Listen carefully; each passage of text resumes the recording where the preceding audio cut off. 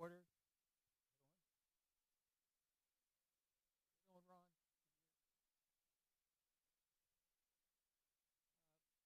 We have records, all board members are present. We have a motion to approve the agenda.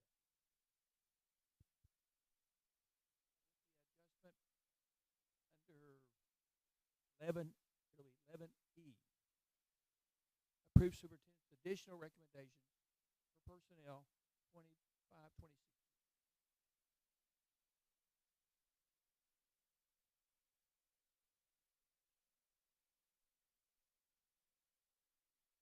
All those in favor say aye.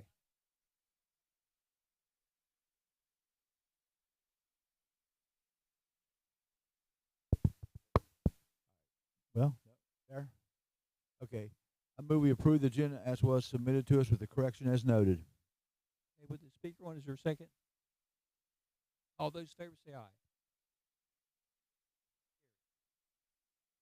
Okay, first thing on our agenda is recognition presented by Ms. Hodges, Director of Secondary Education.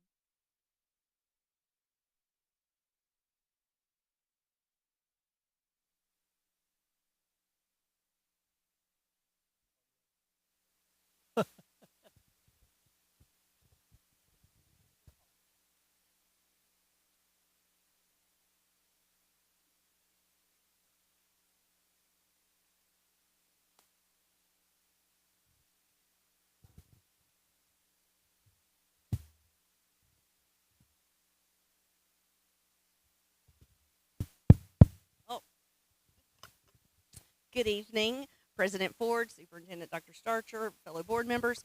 I am honored this evening to present several awards and recognitions. I will start with a student at Park Middle School by the name of Avery Ellis. If Avery would come on up.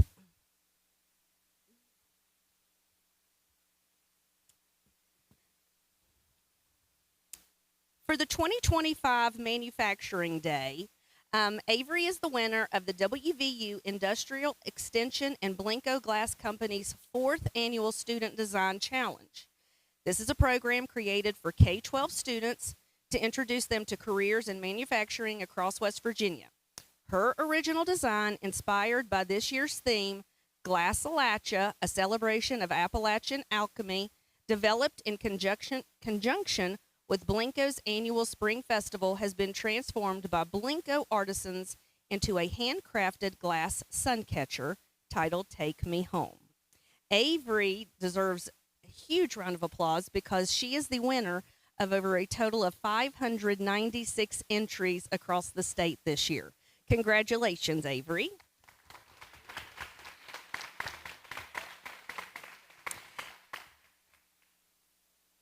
Yeah, come up and show it. Avery also joined her family and her art teacher, Miss Kincaid, who's here with us, and was able to experience the entire process firsthand at the Blinko Glass, from sketching to molten glass, production, packaging, and preparing the piece for sale. Congratulations, Avery.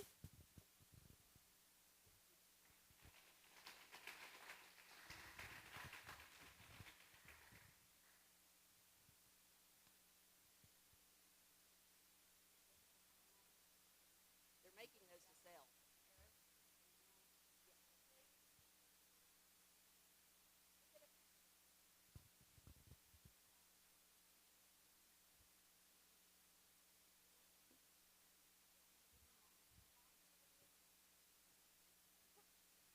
She said that's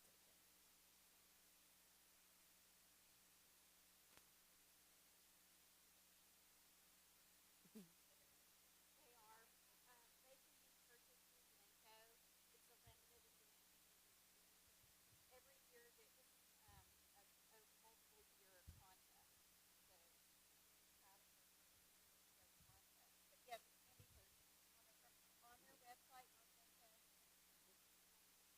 Thank you.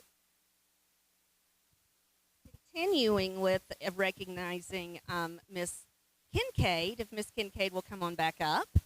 Miss Kincaid this year was awarded the West Virginia Art Education Association Art Teacher of the Year Award, which is the highest statewide recognition that celebrates an art educator who demonstrates exceptional teaching, leadership, advocacy, and a sustained commitment to advancing visual art education in West Virginia.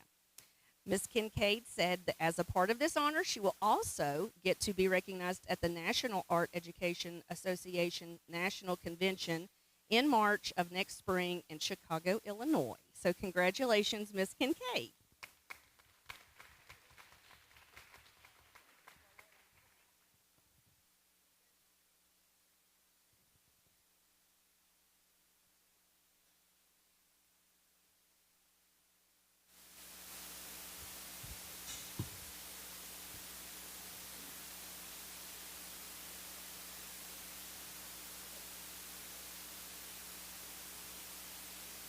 Congratulations again, Ms. Kincaid. My next recognitions this evening we are now recognizing students that scored the perfect 10 score on the writing assessment or the West Virginia General Summative Assessment. You probably remember your child took the test back in May. And part of the reading assessment score includes this writing assessment, and a 10 is a perfect score. So few students get this, it is definitely worth recognizing. These students were fifth graders when they earned this recognition, this perfect score, but I want to make sure that as now secondary students, that we recognize the following students. From Hollywood, receiving a perfect score on the writing test last year, who is now a student at Park Middle School, Noah Diazinko.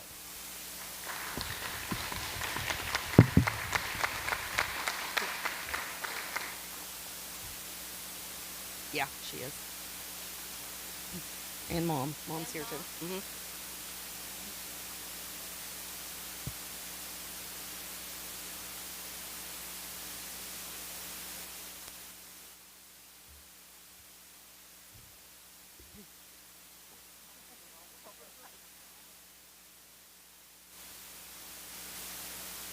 Congratulations, Noah. From Mabscott Elementary, scoring a perfect score, and now also a student at Park Middle School, Emmanuel Green.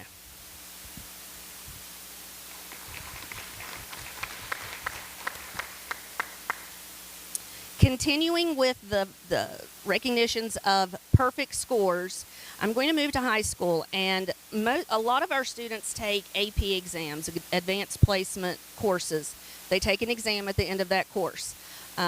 Students can earn college credit if they score a 3, 4, or 5. The following students scored a 5, a perfect score on the following AP exams. From Woodrow Wilson High School in U.S. History, Kofi Akan Anan scored a perfect 5.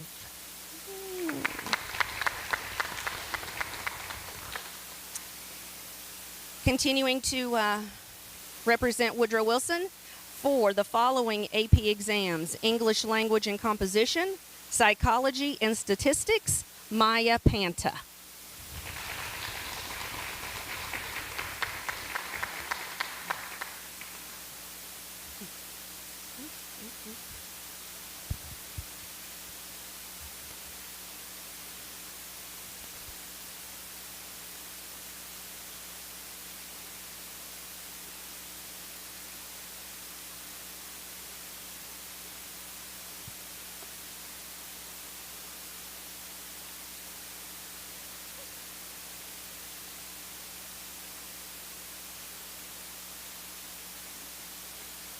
Congratulations. Scoring a perfect score at Woodrow for European History, Zyming Ren.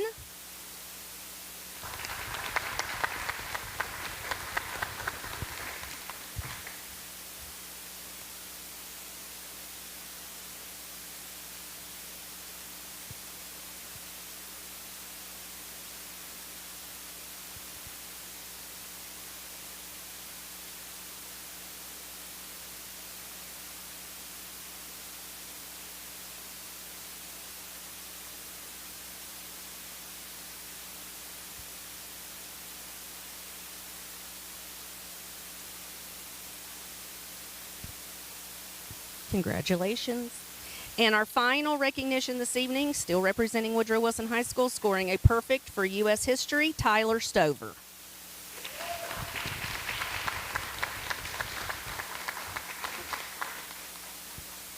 I hear your old elementary principal cheering over there.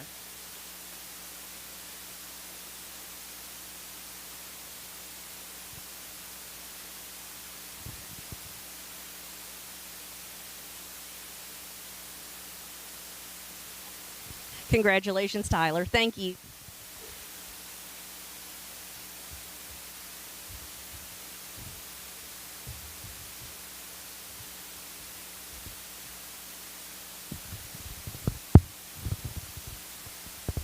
Okay, moving right along. Delegations, agenda items. We have none non-agenda items. Aaron O'Brien.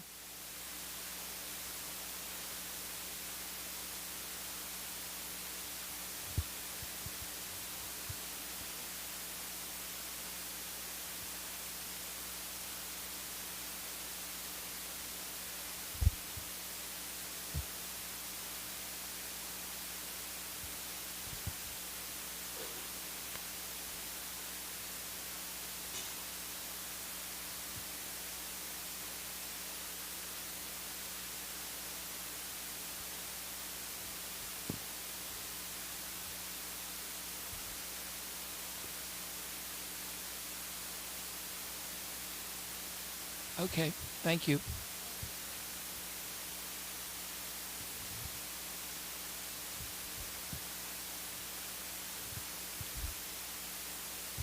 Okay, next, Dr. Penta.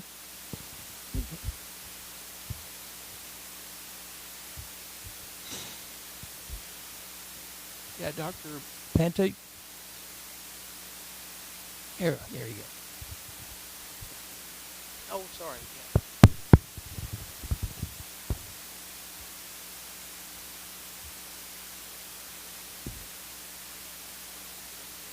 Hello. Good evening, Superintendent Starcher, board members, and guests.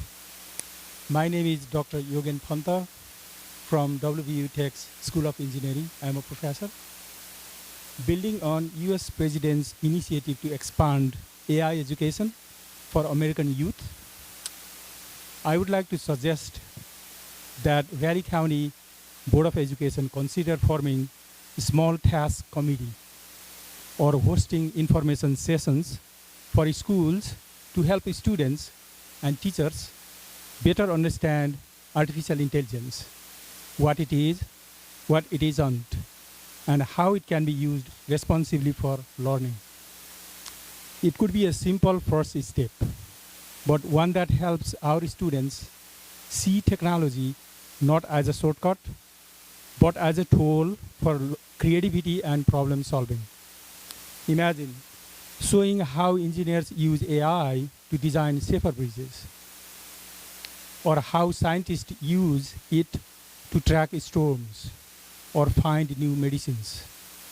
That's when technology becomes real and learning becomes exciting. If the board or school district decides to explore this idea, I would be glad to volunteer and serve through Leadership Beckley program or WVU Tech to help organize to support these sessions.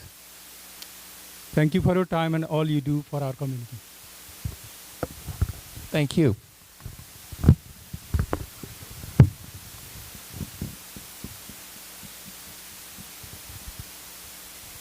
Communication reports, Dr. Hutchins.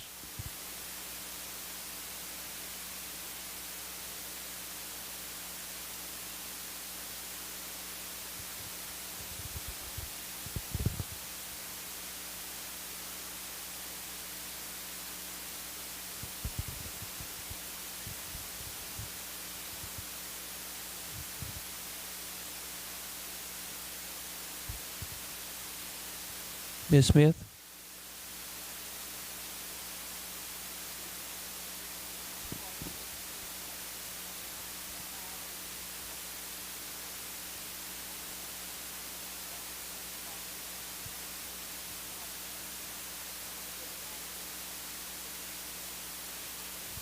Ms. Hamrick? Mr. Snuffer? I think a couple things I have. the sign at Liberty. They got the new sign put up today. I went down and looked at it, and I really appreciate the maintenance getting that done, and the new sign. I did have the pleasure of going to a couple Trap Hill Middle School football games. The kids really did well, and it was an interesting event there.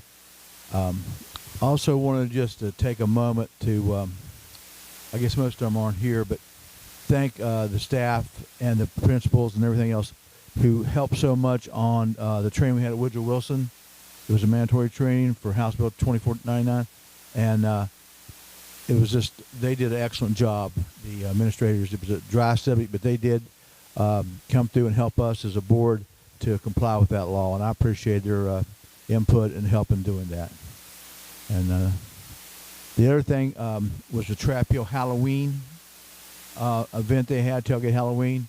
Dr. Archer will probably talk about it more.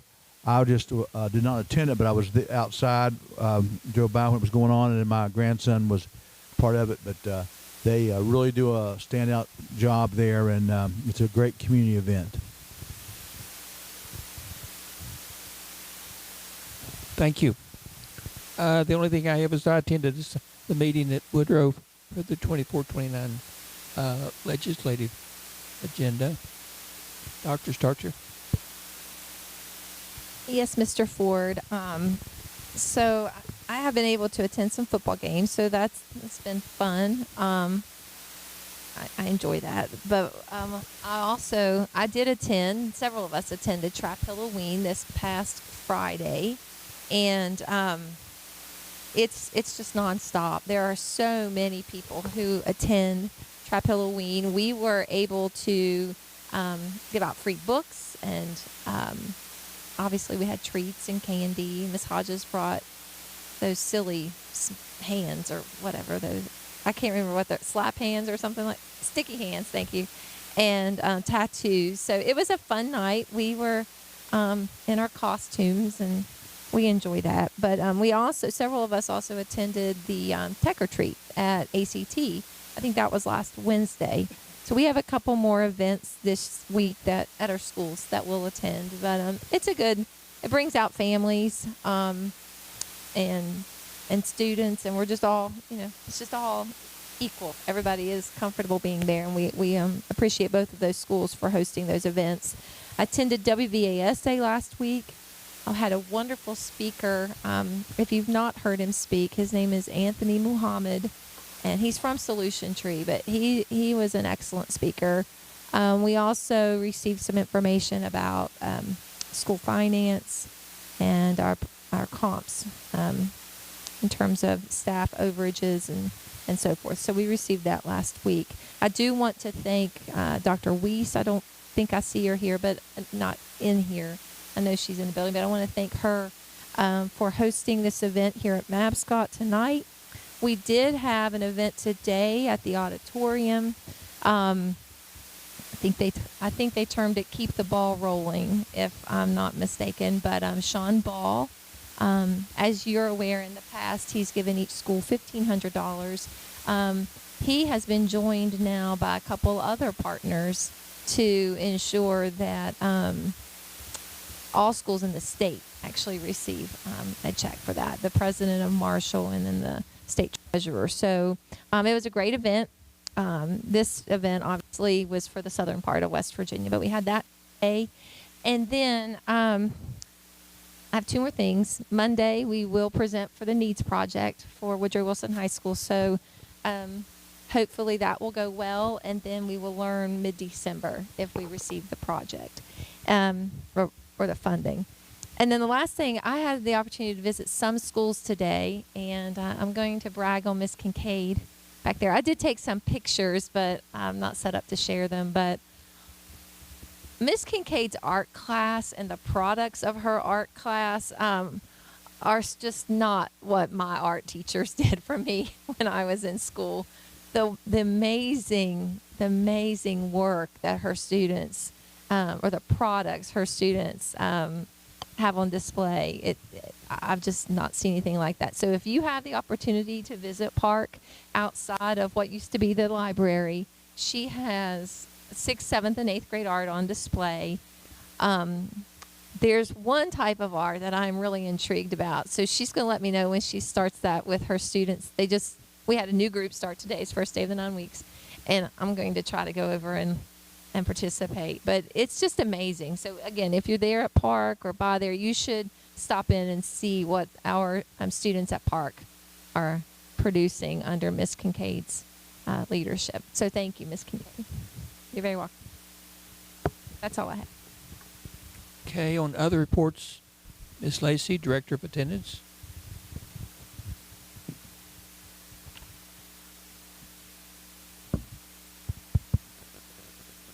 Good evening. I'm here to present the second month attendance data. For the second month, our attendance rate for the county was at 92.664. We have an enrollment of 9,501. We had 5 high school exits for the month.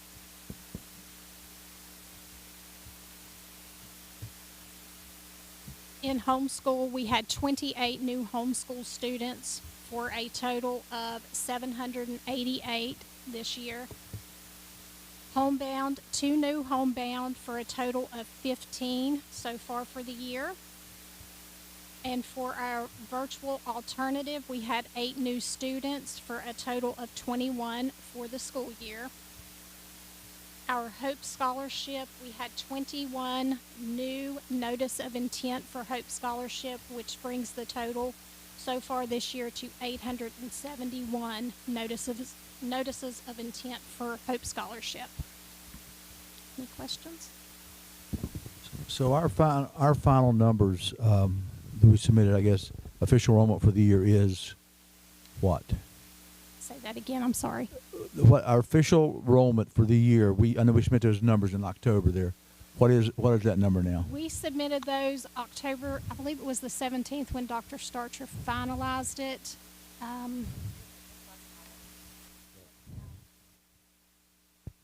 don't remember the exact number.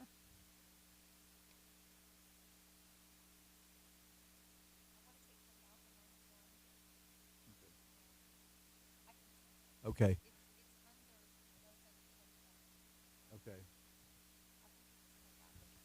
And that reflects what? And that reflects a drop in enrollment of how many students from last year? About 200. Okay. Thank you.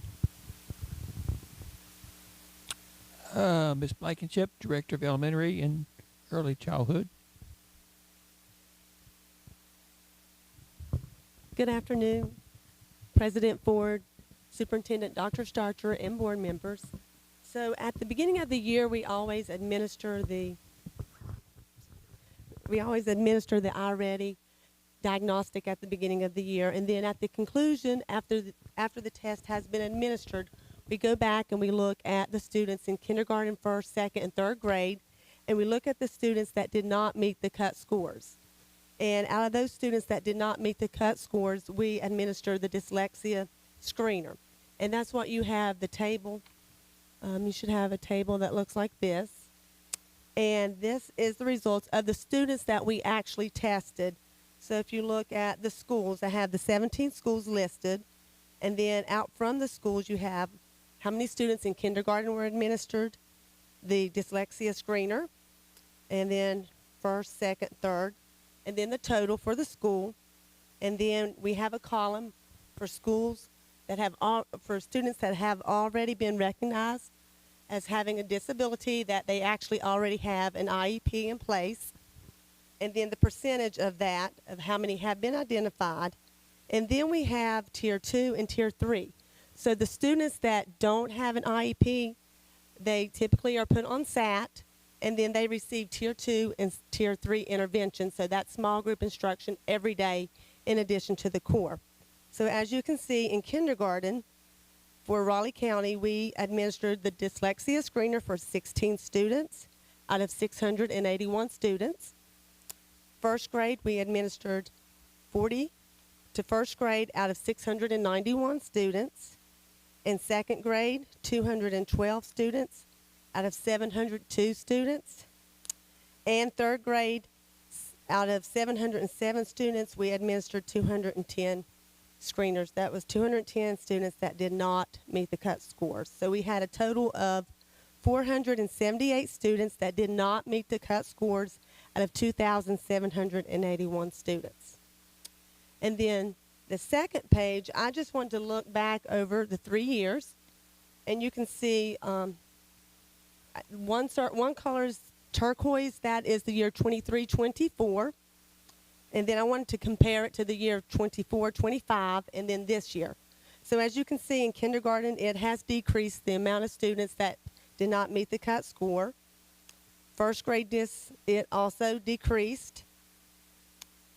And then second grade, as you can see, that is a concern for us.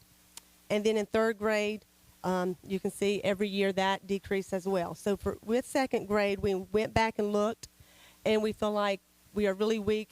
It was phonics and vocabulary and comprehension. So that is something that we will be working with our schools and our teachers on, is the phonics, and looking to see what we can do to help with those weaknesses with the students.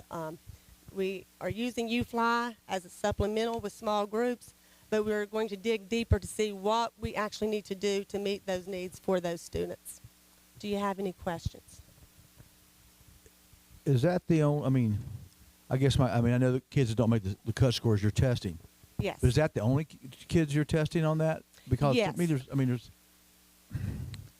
So some kids can function even with the disability and Yes. probably would have a score above the cut score, but they still may have the disability. right, and they already have a lot of them have the IEP and they're getting those services. But as you can see on that chart, I think So they're tested separately then earlier or something. yes. So what happens is we have some students that already have an IEP. They're already receiving services, and they may have tested and they were above the cut scores. But we have some students that when they test, they did not meet the cut scores, and they have already been identified, and that's the students with disabilities, that column. Okay. And then, as you can see, the percent identified, I feel like our schools are doing a pretty good job of going ahead and already identifying the students that have weaknesses, that may have a disability, that they've already been identified. As you go down the column, you can see that. And then that last column, those are the students that have not been identified out of the total, but they are receiving services. They are in SAT, and they are receiving that extra small group instruction every day. If they receive Tier 2, typically they get a 30-minute small group intervention time, and Tier 3, 15 minutes to 30 minutes a day in addition. What's the number of students compared in 23? Because you're comparing the number of students Raleigh County had in 23 to the Yeah. number of students we have in 2025. It just seems to me like that would kind of skew stuff. With the number of students tested, yes. I would have to go back to see the exact amount of students that were tested. But those numbers are actually the ones that didn't meet the cut scores.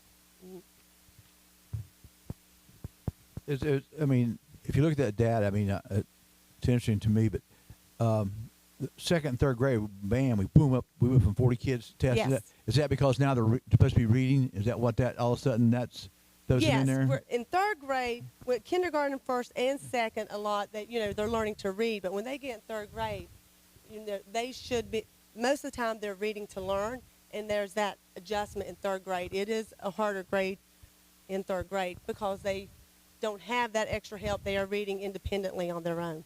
So I guess my question, it's crazy, but if those kids were identified in the first grade, we have 212 and 210 that we didn't test until they were second or third grade. Okay.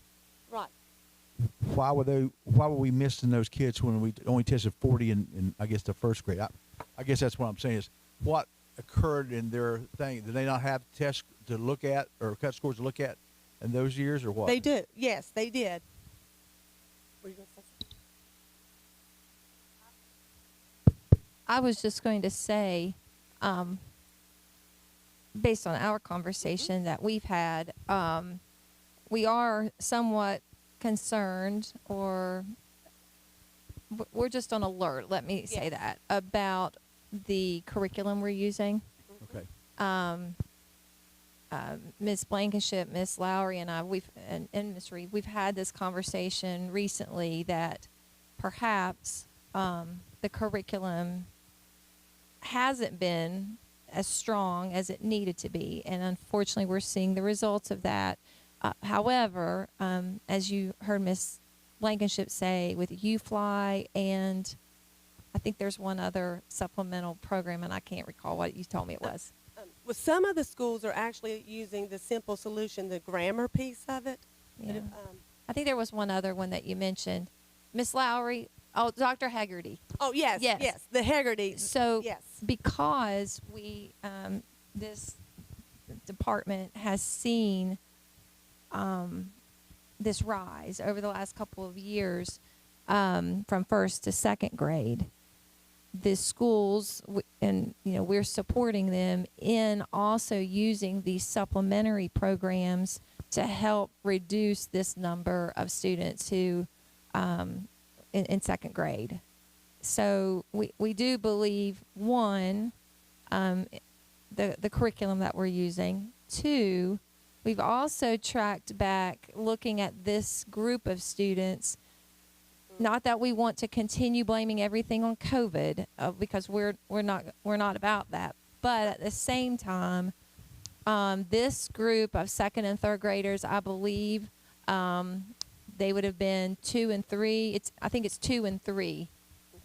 Am I correct about that? That's correct. Yeah, they would have been ages 2 and 3 while we were dealing with COVID.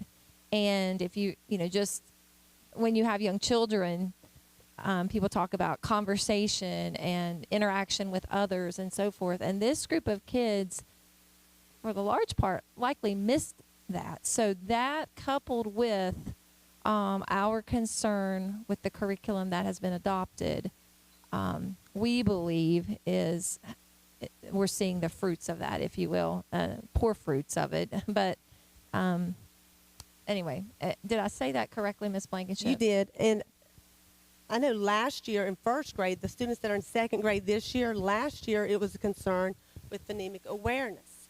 And we did have a meeting with the principals. We talked about phonemic awareness. We went, Dr. Haggerty, make sure they're using Dr. Haggerty. We did phonemic awareness curriculum in the curriculum meetings.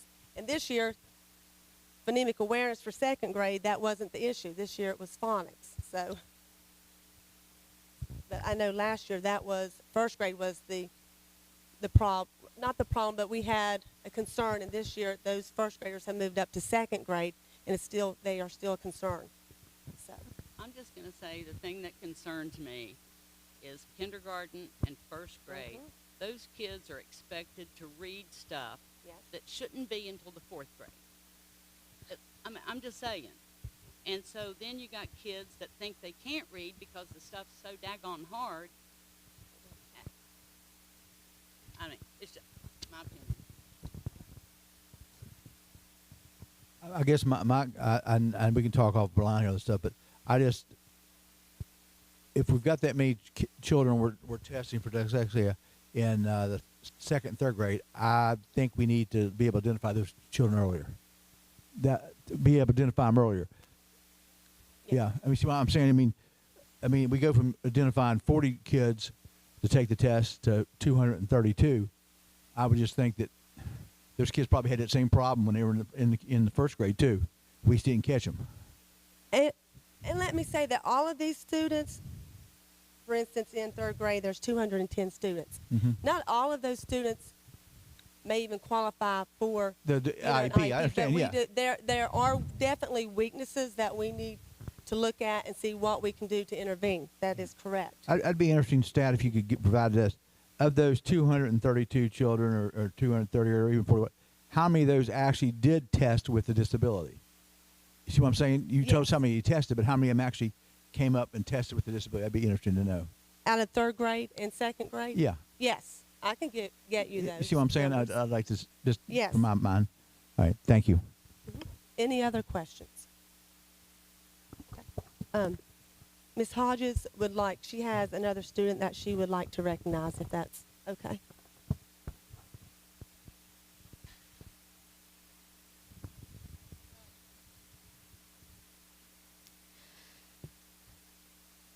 have another student that has arrived, and I want to make sure that we recognize them this evening.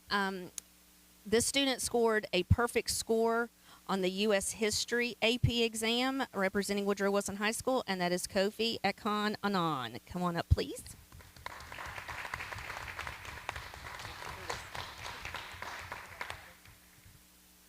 Congratulations.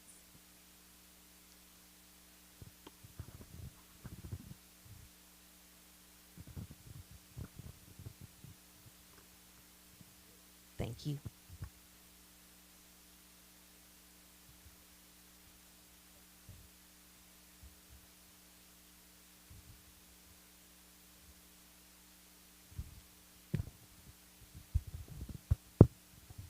Okay, moving right along. We have no unfinished business. We have no policies and procedures. We have consent items A, B, C, and D. Is there any objection to approving those altogether? I move we approve the consent items as were submitted to us. 2 seconds. All those in favor say aye. Aye. Aye. Motion carries.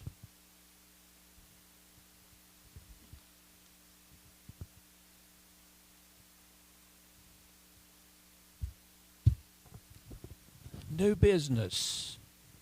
Consider approval of the MOU with Beckley City Fire Department for Stop the Bleed, Narcan, and CPR training.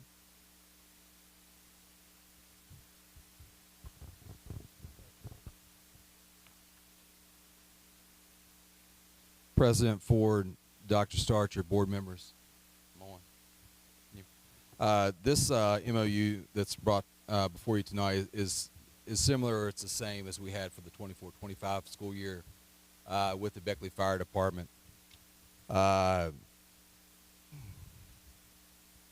Just simply the purpose of this MOU is to outline the terms and conditions under which the Beckley Fire Department will provide educational training sessions on compression-only CPR, Narcan, and Stop the Bleed kits to our Raleigh County personnel and staff and students on an as-needed basis. It would be similar to last year.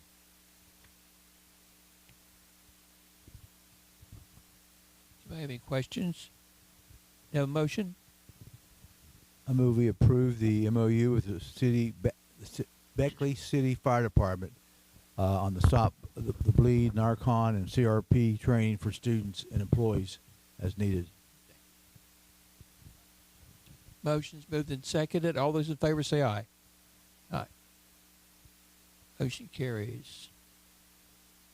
Consider approval of the incentive pay for grades 4 and 5 teacher competition of LETRS Professional Learning Volumes 1 and 2. Ms. Blankenship.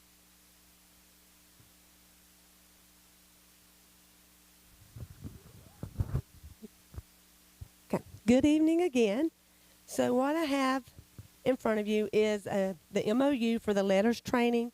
As you recall, I think it was last year you all had approved the letters training for teachers in K through 3. And this is the exact same training. They have just opened it up for teachers in 4th and 5th grade if they would like to participate in the training.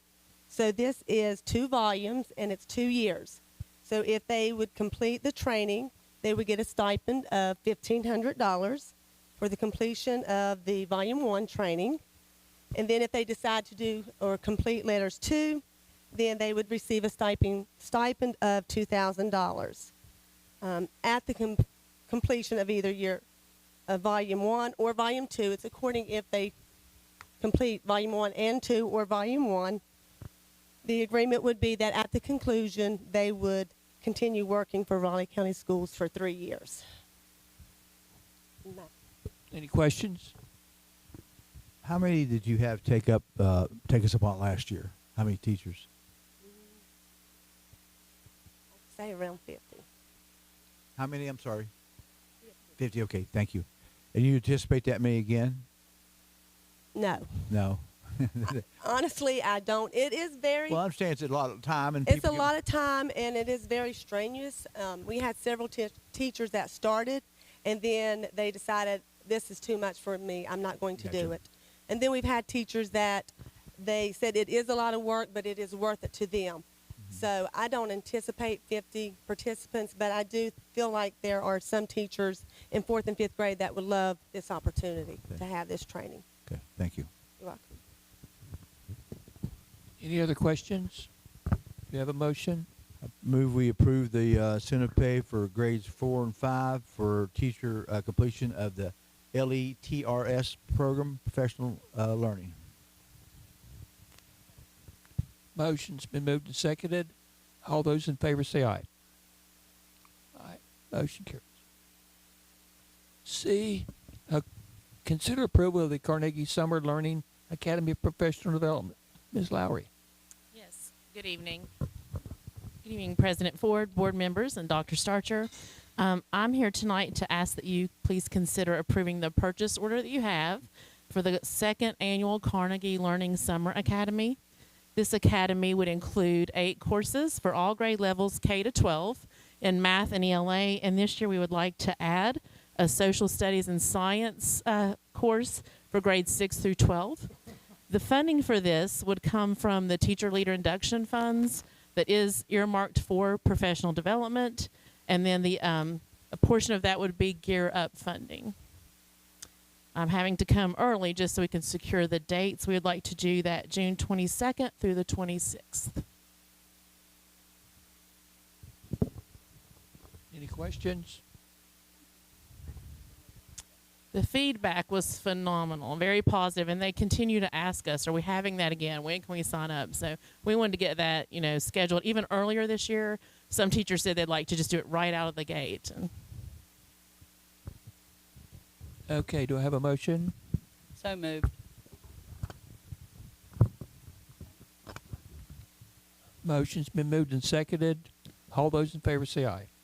Aye. Motion carries. Consider approval of the sports complex pool usage agreement with the YMCA. Mr. Dillon. Good evening again. This consideration tonight is similar to the YMCA agreement that's always brought before you with the soccer complex. So this agreement would be for the use of the pool. This would be for Shady High and Woodrow Wilson High School. Currently, our students practice in their pool at the Beckley YMCA, and there's various meets held there as well. So this would we would assume the burden, Raleigh County Schools, to pay to rent the facility or rent the area for our student athletes to participate. Any questions? Do we have?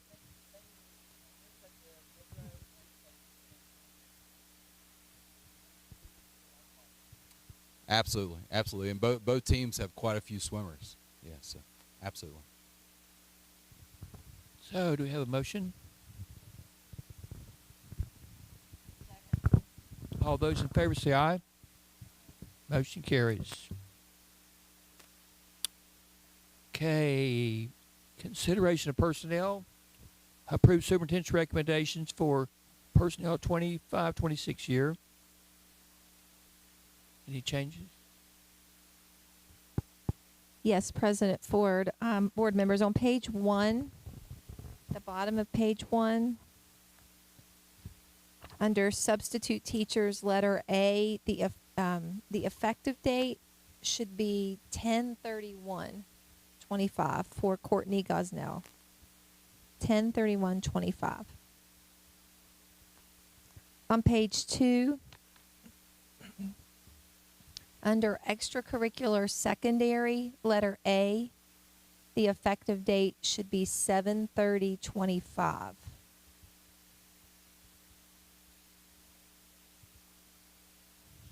Page 3, under special education aides, letter B, the third person, Montana Stewart, she declined the job, so we need to remove her. Page 4, letter B, Rebecca Rhodes, Right now, it says Cranberry Prosperity Elementary to kindergarten, and then aid 4. It needs to say kindergarten ECAT 1/aid 4. Kindergarten ECAT 1/aid 4.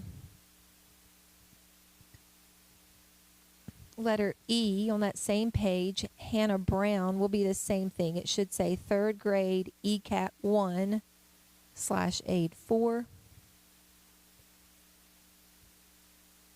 The next lady, Mackenzie, it should say Carpenter. You had a change in a last name. Mackenzie Carpenter.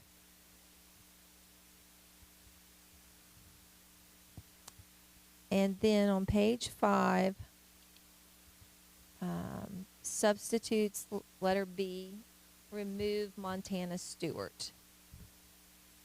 She's, obviously we just removed her from the aid. She's going to remain a sub. With those changes, my recommendation is as presented. Okay, y'all heard the recommendation. Do I have a motion?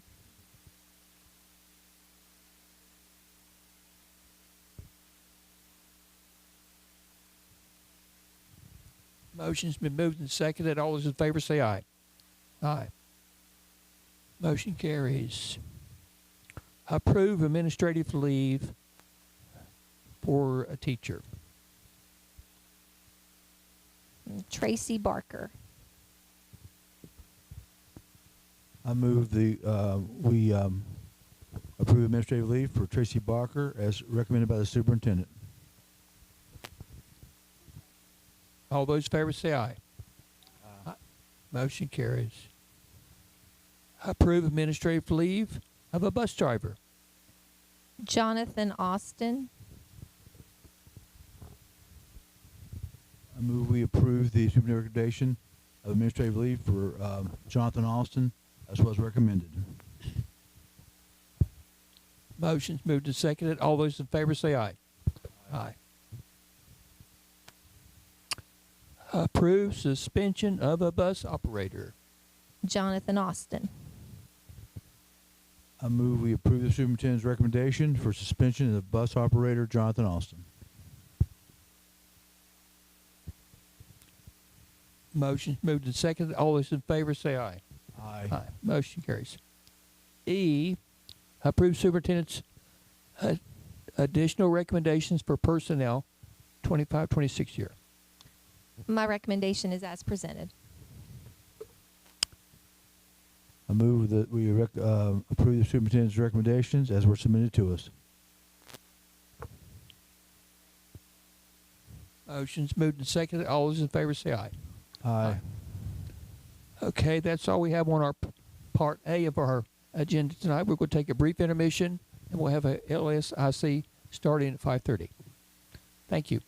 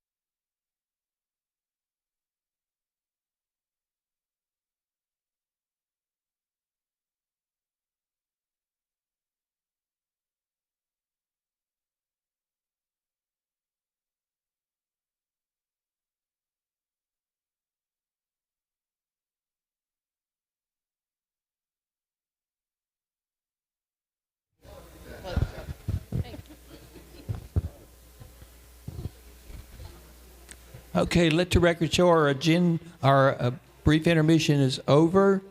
Now we're going to continue with the LSIC meetings. We do thank you all for coming.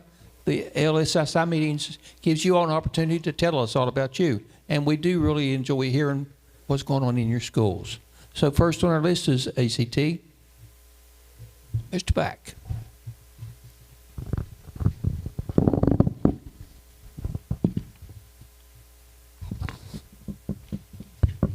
Good afternoon, good evening almost.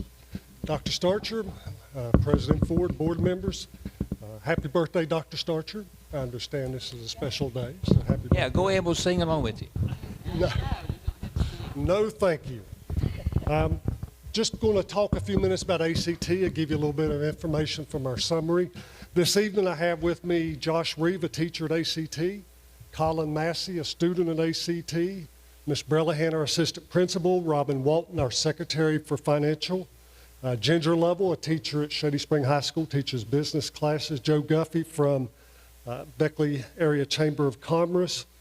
Then I have Tim Martin, whose signature I couldn't hardly read, from Old Mill Farm, landscaping business. Candy Krause, job placement, Sarah Rahal, vocational specialist, Kathy Moore, our counselor, and Keith Thompson from Southern Communications. So I appreciate those being here with us this evening.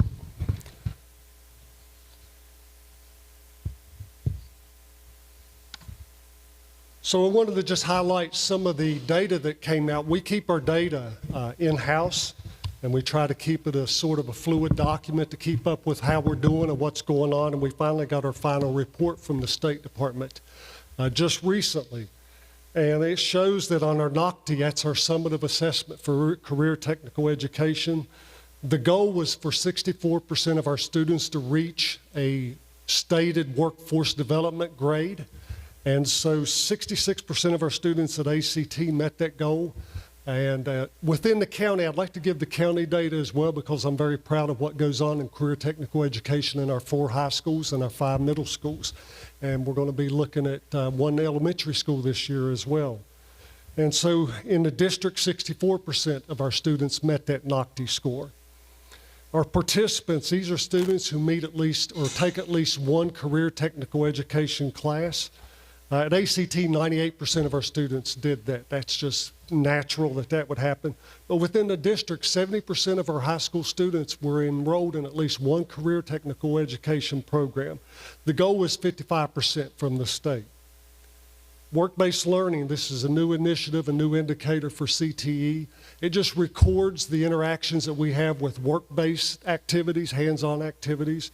66% of our students met that goal at ACT, 22% within the district. The goal was 11%. And most of our students have some work-based learning, but there's a certain range that they'd like to see us in, and they hope 11% of our students make that. And we had 66% at ACT and 22% in the county, so that was a great achievement as well. And completers, 57% of the students at ACT completed, which means the other percentage will complete next year in our 2-year programs. And then within the district, 12% of our high school students completed a complete program of career technical education. And so all of those indicators, they want a minimum score for a district of 75, and our district had 97% attainment on the indicators. And so that was, that's right at the top of what goes on within the state of West Virginia. And so the next part of the summary asks about major concerns. The only concerns that we really have, we want to make sure we have awareness for all of our students about career technical education opportunities. We want to make sure scheduling is appropriate and allows students to take classes. That's always a challenge for some of our students, especially students who get behind a little bit. Maybe they've failed a class or 2 and they have to make that up. It makes it difficult. But we've seen some of that addressed by doing embedded credits at ACT. We offer English and math credits embedded within their program. So that helps out a lot. And then teachers properly endorsed has been one of our challenges, and that's just because we have several long-term subs around the county in career tech programs. And so we solve that by recruiting and getting those positions filled with permanently, properly certified teachers. One section of the summary asks, what could you do to help us? We always ask for additional teachers in career technical education and additional program offerings. We would love to offer more and more of career technical education. One of the things that I like to point out is the graduation rate is always a challenge in counties, but any student, among students who complete a complete program, there's a 95% graduation rate amongst those students. So increasing career technical education is a good goal, and it could help with the graduation rate as well. Adding additional CTE personnel to the high school so we can offer more programs right at their home school. And then adding building space is always a good thing that we would like to see. Some of the biggest accomplishments we had this year, this is the third year in a row we've exceeded all the indicators from the Department of Education. And so we're on track to keep on doing that in the future. That's for the school and for the county as well. And then one of our greatest accomplishments is we've been named one of the top 250 vocational schools, career schools in the Union, in the United States. And so we're very proud of that distinction. Only 5 schools in West Virginia met that, only one other school like us. Some final information I'd like to share is we're offering dual credit programs now at ACT. That is, they take a class at ACT and they get credit in the community college system. That's transferable to anywhere in the community college system and into the university system as well. We also have several articulation agreements with various universities. We have the 8th grade career exploration leadership program. These are for those students that are identified at risk in the 8th grade. We bring them to ACT, we work with them, and we've seen some great accomplishments with that as well. Also, we have 2 activities every year. We had our 2nd annual Tech Retreat. We had 1,400 students or 1,400 people come through the school and see what's going on at the school. The Board of Education was involved in that as well, so I appreciate them taking part in that. And then our next event is on December the 16th at 5 p.m. It'll be a Wednesday night at 5 p.m. That's our Festival of Trees. This will be our 25th Festival of Trees. Our discipline data is very, very good. We have very few discipline incidents. Most of those are attributed to vaping. That's where we see the most of those. And then electronic devices, that new House Bill 2003. We have dealt with 4 cell phones so far this year. It's went much better than we expected. All of those were positive. Parents came in and picked them up, and we never had anything really negative out of any of those. So we did have one parent who told their kid, I told you not to give them your cell phone. And oddly enough, it was a school employee who did that. So that was interesting. But the kid gave it to us, and Mom got it back the next day, and there was no problem. Any thoughts, questions for us before we finish? We knew you were up there. We didn't need them to tell us you were in the top 250. Right. We already knew that. Well, thank you. Only thing you don't really take credit for. Maybe you don't have a stat for that, but I know from the fact that the ACT helps reduce our dropout rate. There's a lot of kids who, if it wasn't for ACT, probably would drop out of school because they just don't fit in the general classroom real well. Right. And that being able to go to the vocational school or ACT and work on a trade and get their hands on some careers, it really helps, and you do an excellent job at that. The other thing, and I guess it's a little off subject, maybe not, I just want to personally thank you, myself, and I think the board would agree, for all your hard work that you did on keeping adult programming in our schools. We had at colleges, the community college system wanting to take that, and you were champion on that, working through the legislature, working with the senators here, other people, showing how it needs to stay where it's at and the success we've had. And it's just been a great program for the adult education. Charlie, you need to take a lot of credit for that, and I appreciate you, and I think the board does too. Thank you. I appreciate that because that's a great thing for Raleigh County and the surrounding area too for the workforce. I would just thank you for everything that you all do out there and everything Mr. Snuffer said. Okay. Thank you.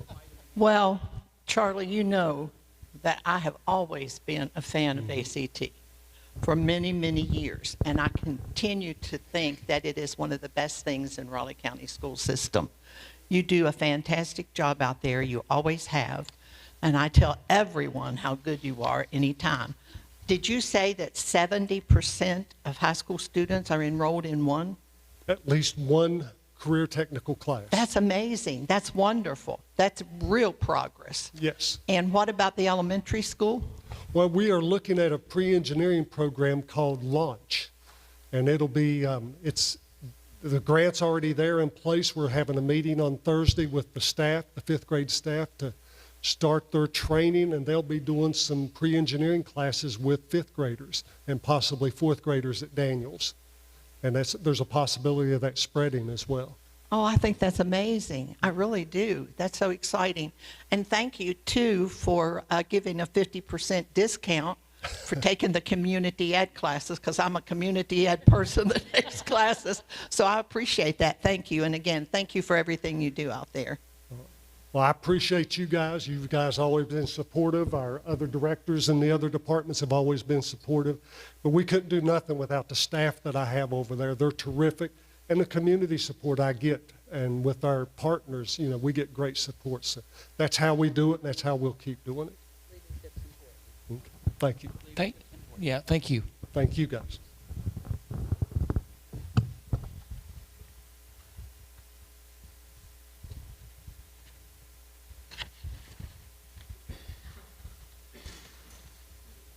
Hey guys, good evening. Happy birthday, Dr. Starcher. It's good to be with you all, and I'd like to thank Miss Anna Ferris, one of our finest teachers. I know that you all recognized several of our students at Woodrow Wilson High School at the 4:30 meeting. As I get those pictures that Mr. Cantley sent me of those students, having Anna with me, there's not too many of our best and brightest that Miss Ferris hasn't influenced. And over the years, I've had conversations to brag on Miss Ferris a little bit, just to let you know the heart of the educator that she has. She's probably mad at me for talking about her, but that's okay. We've asked her to teach some of our AP and some of our, I guess, more senior, junior, senior, advanced classes from time to time. And she says, Mr. Stafford, if it's okay with you, I really like my freshmen, and I like working with them.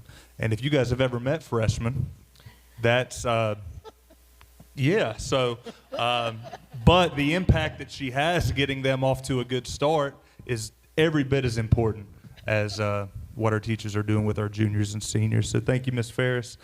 And in regard to the school day set, so Woodrow had a 5% jump in math, a 3% jump in reading, and no change in science. I know it was a positive step for the county. We were happy to contribute to that and are really excited about contributing to that more so in the coming years. We'll talk about that a little bit in terms of some curriculum things that we've taken off with in the fall semester that we're really excited about, that we think will contribute to success in that avenue. In terms of major concerns for 25-26, we wanted to prioritize reducing school-wide discipline relating to OSS, our out-of-school suspensions. We wanted to reduce that by 2%. For that, we're really looking at level 3 and 4 infractions. And in addition, planning to reduce our chronic absenteeism. Those two things are aligned closely with the goal of keeping our kids in school. If they're not there, we cannot work on them. We still think that we're the very best place that most of them spend time. They're with people that love them, people that care about them, people that ask them to do things that they don't like sometimes. But with that being said, it's all geared towards helping open up opportunities for them. So we want to keep them with us. If we don't keep them with us, then we can't work on them. In regard to the school-wide discipline goal, I'd like to share some data with you. At this point in the school year, we have an uptick in the amount of disciplinary referrals that we have processed. With that being said, the level of 3 and 4 violations are way down. So we have about 65 to 70, depending on when we pulled the data last week. I think it was at 67 disciplinary referrals in regard to the cell phone. With that being said, we expected that to an extent. One of the things that we are excited about is those 67 infractions for cell phones. No student has been in trouble twice. The county policy in terms of all of the hard work that went into that and the diligence that went into that, we think it's working for us. And so you take that out, our level 3 and 4 violations and our OSS days are substantially lower. So we're keeping our kids in school. And with that being said, that has naturally affected our chronic absenteeism. And it is down at the moment. I believe our latest report sent from Ms. Leanne Williams had us around close to 91%, which is a little bit higher than Woodrow operated last year. I believe we hovered around 89.5% for the year. We've got a lot of work to do in terms of attendance, especially during the holiday season. That's when we see an uptick. So we're trying to do some fun things for our kids, some things that make them excited about coming to school. I hate to say trick them, but make sure that they're with us so we can continue to make progress academically and in terms of addressing that chronic absenteeism as well. So what went into helping us with that? We wanted to go back to our fundamentals, and we've made it a point to go back to our fundamentals. I think as a school, we've probably communicated with our parents more often than at any point in my 4 years thus far. We utilize ThrillShare heavily, Facebook heavily, and again, we can't take anything for granted. We know that we're there every day, but our parents very much are not. And the vast, vast majority of our parents do wish to be helpful. And what we ask of them, they do wish to deliver. And all in all, they've helped us get off to a good start. Identifying what the board can do to assist us. In terms of curriculum, I'd like to talk a little bit about yesterday. So we benchmarked our 9th, 10th, and 11th graders, students. Learned a lot from that. It provided some challenges that we had not encountered before in terms of testing 3 grade levels. We're used to the 11th grade SAT, and we're used to benchmarking those students, but being able to utilize our entire staff, a rather large staff, to make that day happen. By benchmarking 3 of those grade levels, we had to get a little creative in how we did that, but with that being said, there were some blessings that came out of that and a lot that we learned along the way.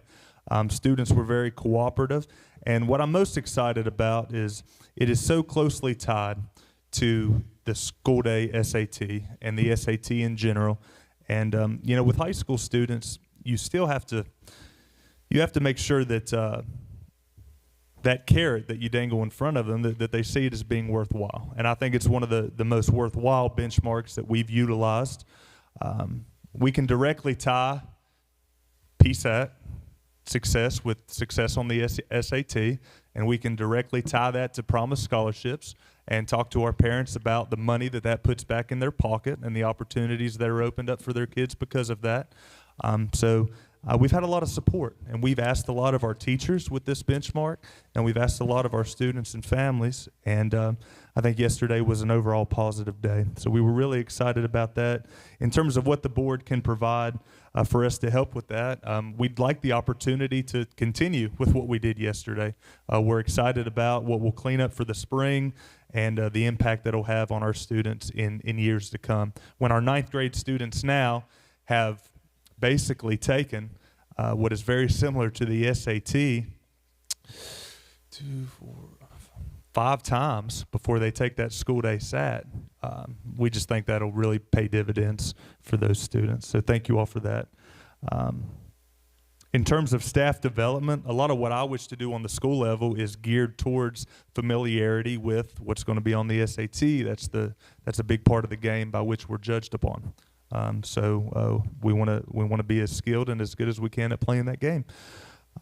Personnel-wise, I think we're in a good position. Facility-wise, I know that there are some plans for Woodrow Wilson High School, and we're excited about all of those. I know we're all very well aware of those. In regards to something kind of off the radar a little bit that I think would be a worthwhile venture to explore at Woodrow is our gymnasium. There are systems by which we could, in essence, drop curtains down, dividers, if you will, that would essentially, we could turn our gym into 2 gyms or 3 gyms. Not so much for events, that wouldn't really help us. But if you're familiar, or if you've had an athlete go through Woodrow, you know that year-round we've got teams and groups that utilize that gym from 2:45 after school until 9 o'clock at night.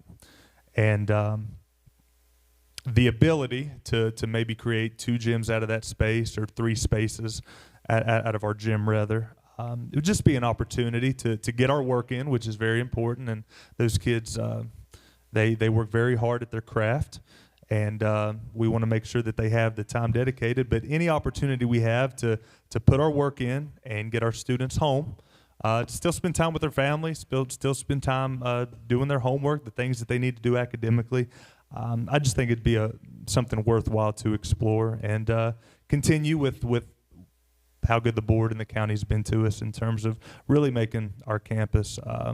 I travel around the state for games and different things, and it's hard to find a place as pretty as ours, and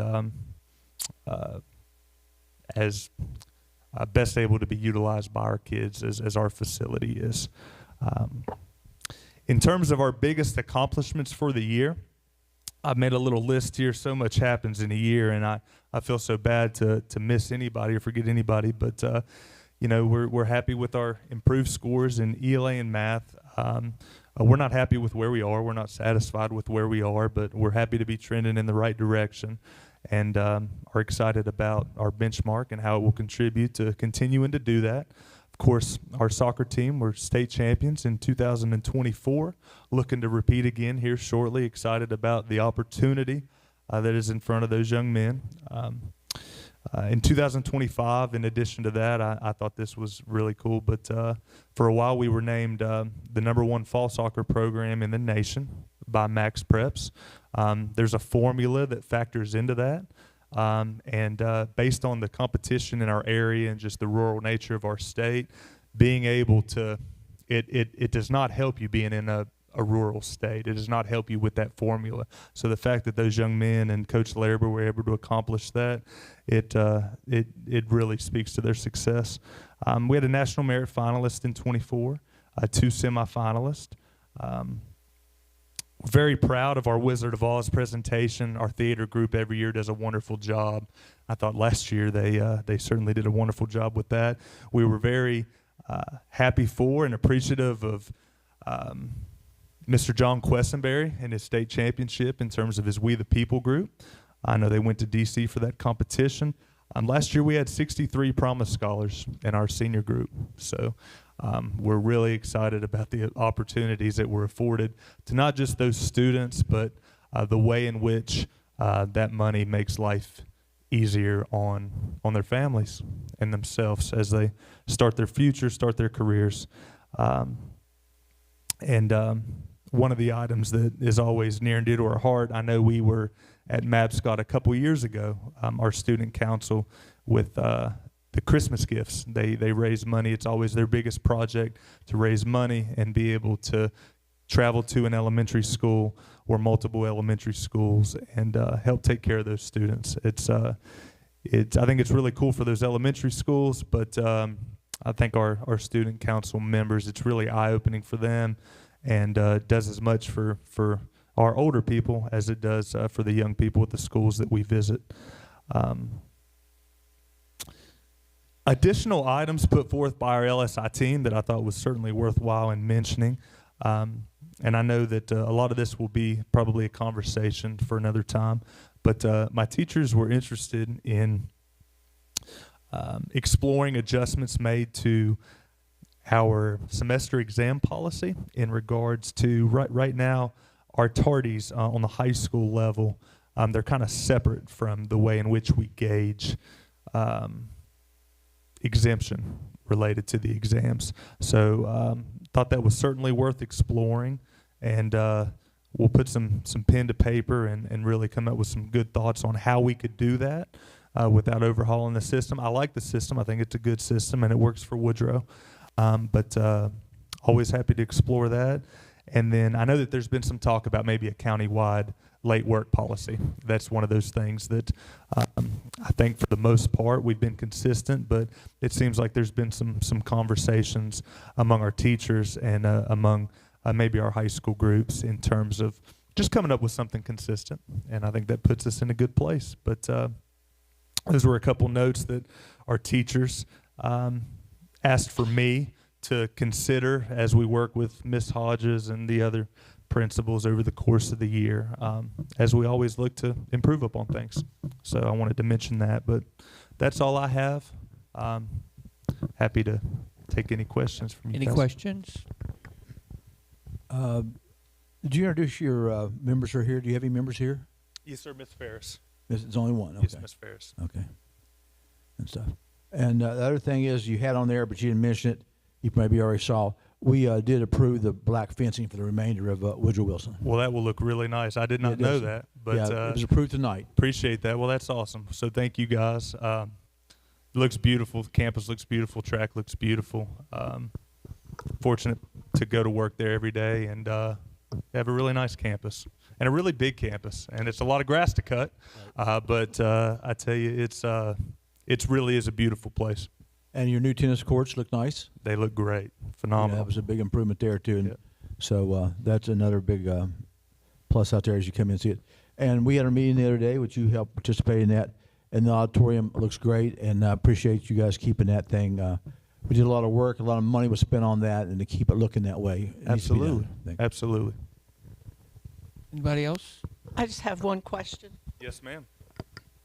You mentioned that you were good with personnel. Yes, Are most of your teachers fully certified teachers?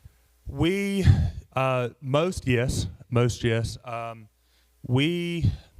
trying to think of where we were at, content area by content area. We were able to hire a couple good young teachers along the way. And it's always a blessing, And these are people that have given. They were graduates of Woodrow Wilson High School and chose to come back to Woodrow Wilson High School. So we know that they have a vetted interest. It was good to get them. We're getting hit with the retirement bug a little bit, but I know that's we're not immune, and nobody's really immune to that. I think we all know the challenges that are before us in terms of public education, and we have an aging employed group. And our state largely so, based upon my understanding. And I was specifically thinking, you mentioned your math scores. Yes. Is your math department, do you have all certified teachers? We mostly started certified last teachers? year. Yes, ma'am. We started last year fully certified. I think this year we are one short. But to put it in perspective, we have a math teacher. I always consider myself extremely blessed. A lot of our long-term subs, they've been doing it for a long time, and they're very good at it. And Ms. Ferris knows what I'm talking about, and the lady that I'm thinking of that comes to mind, I have as much faith in her as I would anybody else. So yeah, we're in a really good spot. I think right now we have 7 daily. Mm-hmm. And all of them are retired Raleigh County teachers. So, blessed. Not bad at all. Not bad at all. We operate at about want to say maybe 68 professional right now, and when you take into account service personnel, we're right at 100. If you looked at, I mean, I've seen the gyms that have those lot. Well, not so much gyms, but rec programs. I know the Milan Center in Morgantown, a bunch of them. Yes, sir. Break up a gym with those curtains. Yes, sir. And it's have you looked at the cost of those? Anybody give me preliminary cost? Not officially, no. Yeah. I looked a couple years ago. Good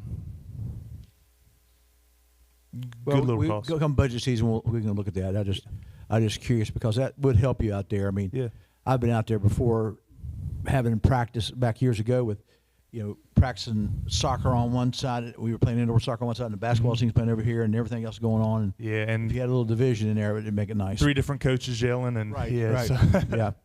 Yeah, no, but I'd be happy to any sort of momentum that we could gain with that, Mr. Snuffer, Woodrow, what it would mean to myself, and I know really our athletic director and our coaches, we'd be happy to do legwork on that and talk to whoever we need to talk to. Anybody else? We thank you. Thank you all.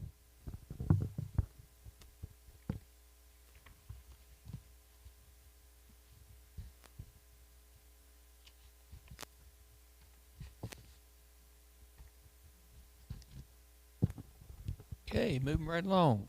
Welcome Park.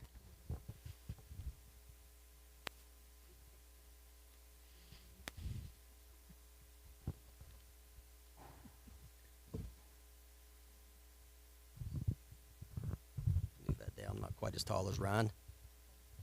Good evening. Joel Harris, principal of Park Middle School.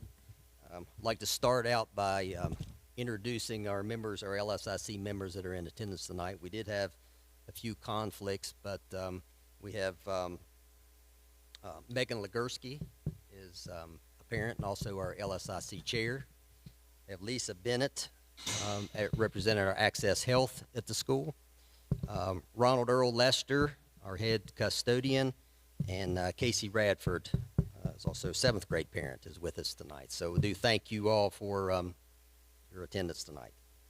So we always start off by speaking about test scores, and I think in the past, every year that I've been to these meetings, I've been able to speak to you about some gains and been making steady gains, but we had a little bit of a drop this past year.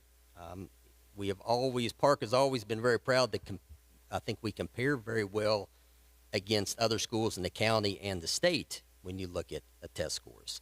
So if we are not continuing to make those gains and move in that direction, that's a disappointment to us. So we had to take a step back and look at that. So we did have from 24 to 25, we did have went from 45% proficiency to 46 in math. So we did have a slight gain in math scores. But reading dropped from 56 to 52, and science 40 to 34. So there was a little bit, like I said, it was a little disappointing there because, we do have high expectations, and we've had that tradition of continuing to move those students. And during the course of the year, our iReady benchmark scores showed steady gains each year. So, and even down to the spring benchmark, we saw a lot of improvement. So based on that, that projected score for the general summative assessment, we thought would be slightly higher. So you come back to school this year and we get back to work. So we look at it and see, what do we need to address? What do we need to do differently? One of the things, let's talk about major concerns. Like a lot of schools in southern West Virginia and in the county, we are faced with a drop in enrollment. We kind of hit with some of the homeschool issues, and then as a result, we've seen an increase of students with disabilities and an increase of students that are economically disadvantaged. So, we're in that area, so we're seeing those things. So we're not immune to that, but it's not an excuse. I mean, we don't say, well, we can't do this, so we have to get back to work and see how we how we going to address this and how we going to approach this a little bit differently. But, you know, those are the facts that we're working with now. So some of the things that, you know, we're still going to have the iReady program in place. And one good thing is we had just finished our fall benchmark in iReady, and those scores were slightly higher than the fall benchmark last year. So maybe the starting point there is favorable.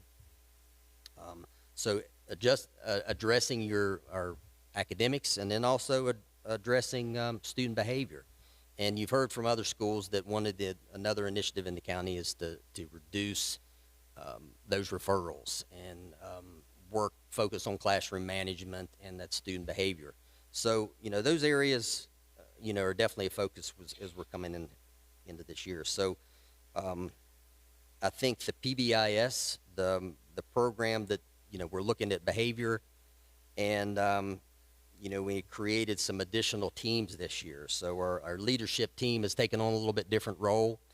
Our intervention team is in place, a PBIS team, and our grade level teams. So, you know, we have a little bit more kind of renewed focus, I guess, on those areas, and to set goals for the month, and to look at data, and to see what direction and what other interventions we need to put in place to address these areas. Kind of jumping forward there a little bit, even based on those, and just kind of out the starting blocks for this year, we've already seen a drop in our discipline referrals from this same period last year. We have seen a 23% reduction in overall discipline referrals. So, you know, that's favorable. A lot of those are in those level 1 categories, and that is, you know, asking teachers to take a little bit different responsibility and increase those contacts and develop that relationship with parents. So I think so far, I've definitely seen, I'm aware of more parent contacts than we've had in the past, and I have seen more parent meetings, more parents in the school coming in and having the meetings. So, you know, that's been an emphasis that we've focused on this year, that relationship with parents. And I think so far, well, I'm sure it has. I'm sure that's made a difference. So we're already seeing some improvement in that, and hopefully that will continue. So then, and other than just your academic interventions, you know, if you decrease test scores, you have to keep students in the building, keep them in class, keep them in the building, and better classroom management. And if we can keep that focus, then, you know, steadily, I think we should kind of get back and address these areas that, you know, that were kind of maybe missed a little bit in the past. But, you know, so they're working hard. We have good teachers. We have, you know, very few long-term subs. We do have qualified teachers in math and English, and, you know, so they know their content. And, but it's just that I think the relationship is a big piece of it. And so we'll continue to focus on that. And another accomplishment we've had so far in addition to that is our attendance. So our second month attendance was 94.085%. So we're a little bit over 94% for the second month. Compared to last year at this time, last year during the second month was 92%. So we have less discipline referrals, a little higher attendance. First benchmark score was slightly higher, so we, you know, kind of checking the boxes there. So we have some things in place, and still early, but maybe we're kind of off in the right direction here, and we'll continue to, you know, hopefully that will snowball out through the year. So, you know, I mentioned highly qualified teachers in math and English, but you got to meet our art teacher tonight, Miss Kincaid. So we have other teachers that are, you know, doing some amazing things that aren't necessarily in that content, but, you know, she's making it fun, and she has some students that are having success on the state level. And you met Avery Ellis tonight, and you know, her winning design for the Blinko glass competition. So Miss Kincaid, that's just one of the things, and she has every weekend. She has, I think this past weekend, she took some artwork to Parkersburg, and so she's kind of reaching out there and putting student artwork in different and getting that recognition. So she's working hard on it, and there's also uses a lot of technology in there. So kind of that cross curriculum connection with the math or with the art. So, those are some things that we have in place right now. I think we're seeing some steps in the right direction, seeing some successes for this year. So we definitely want to see that continue. You got to hear from Mr. Pack already, and the great things that he's doing at ACT. And I mentioned under the curriculum focus here, and maybe something that, and I put this on here every year. If there's any way that we could increase that involvement with middle school students with those programs in ACT, I think that would be a great thing to do. And we always have a small group that we send up each year in 8th grade, and they love it. And they come back with things that they've made and hands-on projects, and it's exciting. So if we're just looking forward, if there's any way that maybe increase that number or other opportunities throughout the year, I think that'd be great, and also help Mr. Pack's program as well. I can't leave without talking about facilities. So, and I probably might need more time than my 15 minutes to really speak on that, because we just recently celebrated the 100th year of Park in Woodrow, but I think maybe a few more years it might be a brand new school. So we've had it's just been constant work. We had a new elevator, we had a new computer lab, we had a new art room with lots of new technology. And if you haven't been down recently, the gym has been a great addition. We've gone 4 years without being able to use our gym, and I got to sit through our, the first volleyball win that we had in the new gym in 4 years. So volleyball's enjoyed that, getting ready for basketball and wrestling and other activities, and our phys ed wellness teachers, love it because they've been in the auditorium the last few years, and that's been a huge challenge. So thank you for the work there. We're not completely finished. I know there's a couple of things there, but we're almost there. In addition to that, some of the other materials, some of the other equipment that we got in there has been great. We had new cheer mats, new wrestling mats, new phys ed equipment has been great. There's still some work being done on the breezeway to connect, to increase the safety aspect of parks, so the students don't have to go outside to the band room and out into the weather. So that's still under the works, but it's in process. And the band room we get some new upgrades. So looks great. It's getting there. Do definitely appreciate that. And the auditorium. I talked to Dr. Starcher. It was yesterday. Was it yesterday? I think it was today. Too much going on. This morning, wasn't it? Okay. Yeah, the auditorium was great. The new seats, it looks like you're sitting in a movie theater, and it's nice. So definitely, when all that's finished, that will be a amazing thing for a middle school to have. So definitely thank you for all that work and the attention on the improvements at the park. So do you have any questions for me? Just a comment. We appreciate your all's patience during these many years of construction, and to you and all your staff. Okay. Yeah. Any questions? How many cell phone incidents? Is it better with the new law? I mean, how's it going that way? We've had, I don't know that it's affected. I don't think that policy has affected us much, because we were pretty hard with that in the past. I mean, we weren't wide open. We've had a policy in the past that was similar. We've had a couple of those, but the students have adjusted well to it. Really, they've been very cooperative, but really there wasn't much change for us. Yes. Only thing I was going to say is echo what Mr. Ford said. Their patience and dealing with what we've had to deal with, and getting you a new gym, getting another gym tore down, and finally, we have a gym. We're not done yet. We still got to put some more makeup on it, and we're trying to get the parking, finish around side, and put those pylons in and everything there. But it'll all be done. someday. Yeah. I don't say tomorrow. Hey, I've dealt. I mean, No. that's one body that should have been buried years ago. But we're still getting there. We buried it and it comes back up. But we're getting it there. So yeah, it's finishing there. One comment you had, and I've had a comment from a couple other people in LSIC meetings. Do you think that they say, we did our I-ready testing and everything else, but then our scores didn't reflect that? Do you think maybe the I-ready data is inflated, or we're getting the wrong data on some of that, or what? I mean, I haven't talked to Ms. Lowry about this, but I've heard that from other people here that they were a little surprised when they got their actual scores. They were lower than what the I-ready had projected they should have been.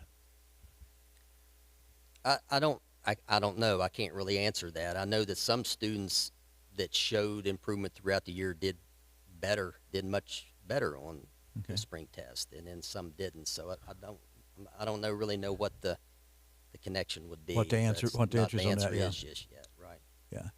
You think? I mean, I always wondered how much the students put into it. You know what I'm saying? Right. When it gets to that test, I mean, some of them just want to get finished with it. You understand what I'm saying? Yeah. It's always a challenge to have the students actually take the test and put their best effort forward. Yeah, with it being, I like, that seeing that that progress throughout the year. Right.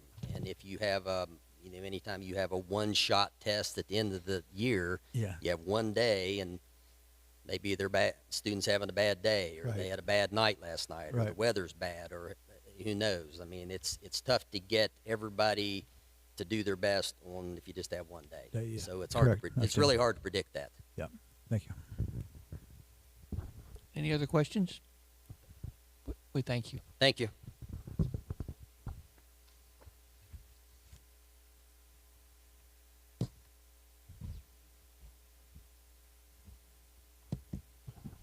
Okay, Kristen, your turn.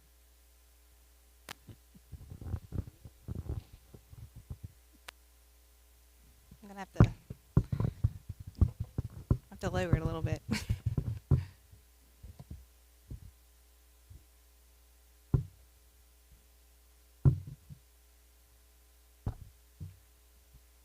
Good evening, Dr. Starcher, President Ford, and fellow board members. I am Bethany Stafford. I am the principal of Crescent Elementary School. I'm going to introduce my LSIC team to you. My three teachers are Mrs. Ringwald, Mrs. Yeager, and Mrs. Scruggs. Service personnel, I have Miss Bennett and Miss Carell. The three parents that represent my LSIC team are Miss Gregory, Mrs. Roop, Mrs. Akerd. And my three at-large members, I have Mr. Jordan, who's the pastor at Calvary Assembly Church of God. I have Mr. Justice, who is on the Beckley Police Department, and he's also our DARE instructor. And then I have Angela Pretty, and she is a community member. So like I said, I am the principal at Crescent Elementary, and I'm very proud of my school.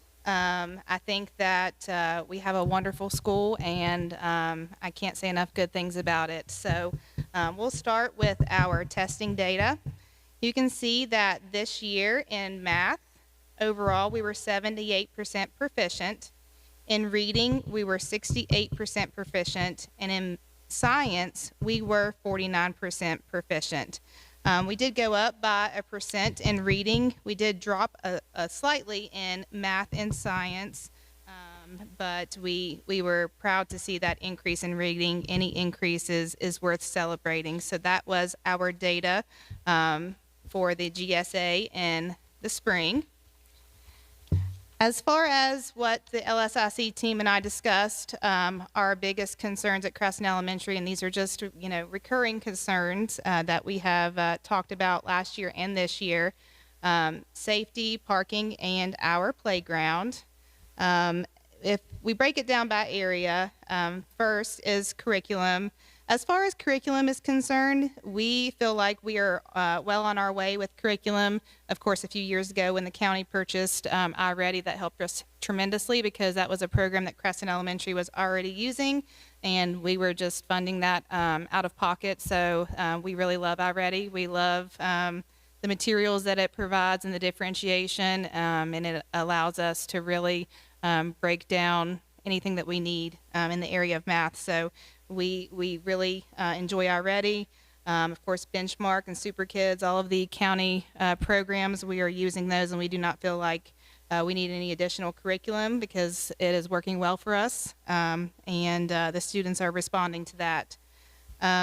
As far as staff development, we talked, and we do not feel that the need for additional staff development is necessary. I think the county does a wonderful job. Each month we have, monthly county curriculum trainings. There is a bunch of trainings at the beginning of the year. We talked, and we have agreed that we feel like we are very well trained in Raleigh County, so thank you for that. For personnel, of course, I feel like everybody always wants to ask for more personnel. You could always ask for more personnel, but per state and county policies, we are adequately staffed, so we do not feel the need to ask for additional personnel at this time. Our big category, and is always our big category, is facilities. Number one is security cameras. We would like to see an upgrade with our security camera system. Number two, it was discussed in LSIC team that they felt like it would be beneficial for us to have a privacy film on our front windows, just because they are, the location of Crescent and where it's located, being close to the road. That would be a beneficial privacy feature to add to our building. The third thing is our office location. Crescent Elementary is an older building, of course, and the office location is in the middle of the hallway. So we would like to see a man trap added if possible, or redesign one of our current rooms at the front of the building and turn that into an office area. I think either one of those ideas could greatly benefit the safety of our school. The fourth thing that we discussed, of course, anybody that knows Crescent Elementary knows that parking is limited. We're just landlocked. I mean, Crescent Elementary was built well before lots of parent pickups and the amount of staff that we now currently have. Parking was definitely an afterthought. So we are so thankful for Cross Point Church across the street. They allow us to use their parking lot anytime that we need to. If it wasn't for that, we would definitely be in big trouble. But with that being said, even on ball game nights, if we have families that need to park at the church, walking from the church to Crescent Elementary is not an easy walk. It is a very strenuous hill, and it is quite the walk. So even though they let us use their parking lot, it still doesn't correct the issue that we're seeing with parking. So we brainstormed some ideas, and again, there's not a ton of ideas you can come up with because our land's not going to get any bigger. But we do have a grass area in front of the building, and a lot of the new buildings that are built have very limited grass because we realize that parking is more of an emphasis. So that was an idea, is to somehow utilize those grassy areas to create more parking. That would be greatly appreciated if we could have some more parking spaces added. This one was requested as well. Again, it's an older building. We have 2 single staff restrooms right now, and there's always a line to the restroom. So it was asked to be placed on the facility request list to consider adding an additional staff restroom to accommodate the amount of staff members that we have. And then the last one is the playground. Our playground is outdated. I can't put an exact date on the equipment, but it's been there for quite a while. And if you've seen Crescent Elementary, our parent pickup and drop off goes through the back. It passes right by the playground. So every parent that drops off or picks up their child has to drive through our playground every single day. There is mulch that spills over into the parent pickup line. There's not really anything to contain it. And in the wintertime, whenever it snows and there's plow trucks coming through, it just creates a really, really big mess. We do pride ourselves in our school of having one of the best elementary schools in the county, and and we think that our playground should reflect that. So we feel like we are due for an upgrade in the playground department. To list our biggest accomplishment for this year, according to School Digger, we are excited to celebrate that we are ranked 15th in the state of West Virginia. This is out of 355 elementary schools. And we are also, as of this year, we are the #1 ranked elementary school in Raleigh County. We've been holding that #2 spot for quite a while, so we were we were really excited to celebrate having those top scores this year. So very proud of my staff, and like I said, I can't ask to work in a better building with better people. They are just really committed to our school and our students, and it shows. And again, I went over the scores. Our math and science proficiency did not increase. However, our ELA proficiency increased by 1%, and of course, that's always worth celebrating. And I thought this piece of data was interesting. I did pull this off of School Digger when I was going through the data. I always tell my staff that I'm kind of a data nerd. I like to look at all the data that I can. But according to School Digger, our low SES population is ranked 5th out of 328. So whenever you put that into perspective, I think sometimes Crescent Elementary is put on a pedestal, and that's great. We are happy to live up to that. But people don't realize the melting pot that Crescent Elementary is. Anytime that we have transient students that are living in part-time living situations, such as living in hotels on Harper Road, they always come to us. So we have quite a substantial low SES population that people don't realize. And the fact that we are taking this melting pot of students and being able to push them to that ability level, I think is worth praising as well. So I was really excited to see that. And of course, always go Chipmunks. And the last thing is, of course, we are a proud National Blue Ribbon School and a school of excellence. We are recognized as one of the distinguished elementary schools in both our county and our state. Our school's reputation for academic success and community pride deserves facilities and security that reflect the same level of excellence. We respectfully ask the board to prioritize essential facility and safety upgrades so that Crescent can continue to shine inside and out and remain a model school for students, families, and our community. Thank you, guys. What your dad is showing us is it's not the building, it's what's going on inside the building. Absolutely. And we appreciate everything you all do up there. Thank you. I was just looking, Jennifer's not here and neither is Darren.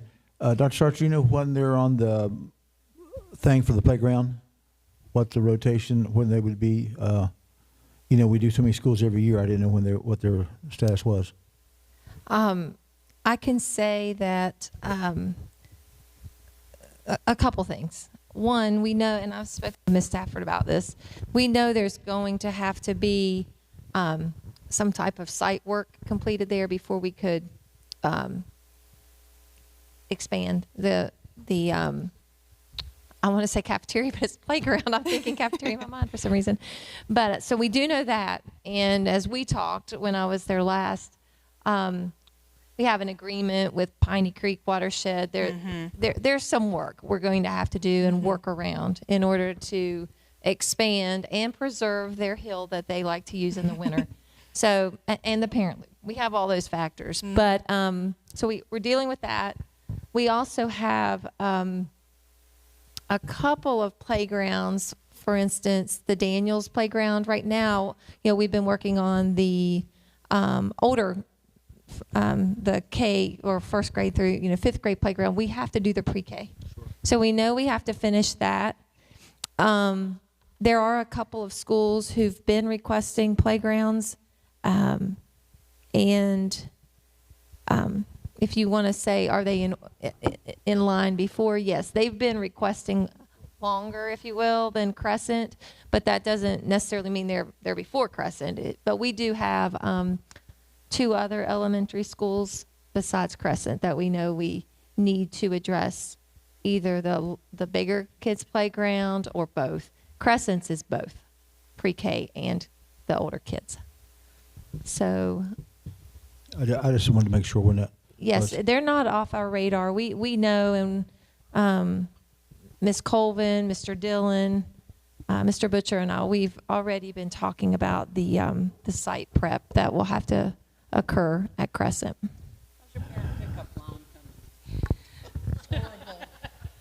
I'm going to need a lot longer than 15 minutes. Parent pickup is every year we're brainstorming ways to make it better, but unfortunately, again, we're landlocked. The amount of, I have 200 parent pickup numbers that I issue every year, and we're just not built to accommodate that. We do the best that we absolutely can. If we have we call it the first wave, the first big chunk of cars, we have them in and out in 15 minutes.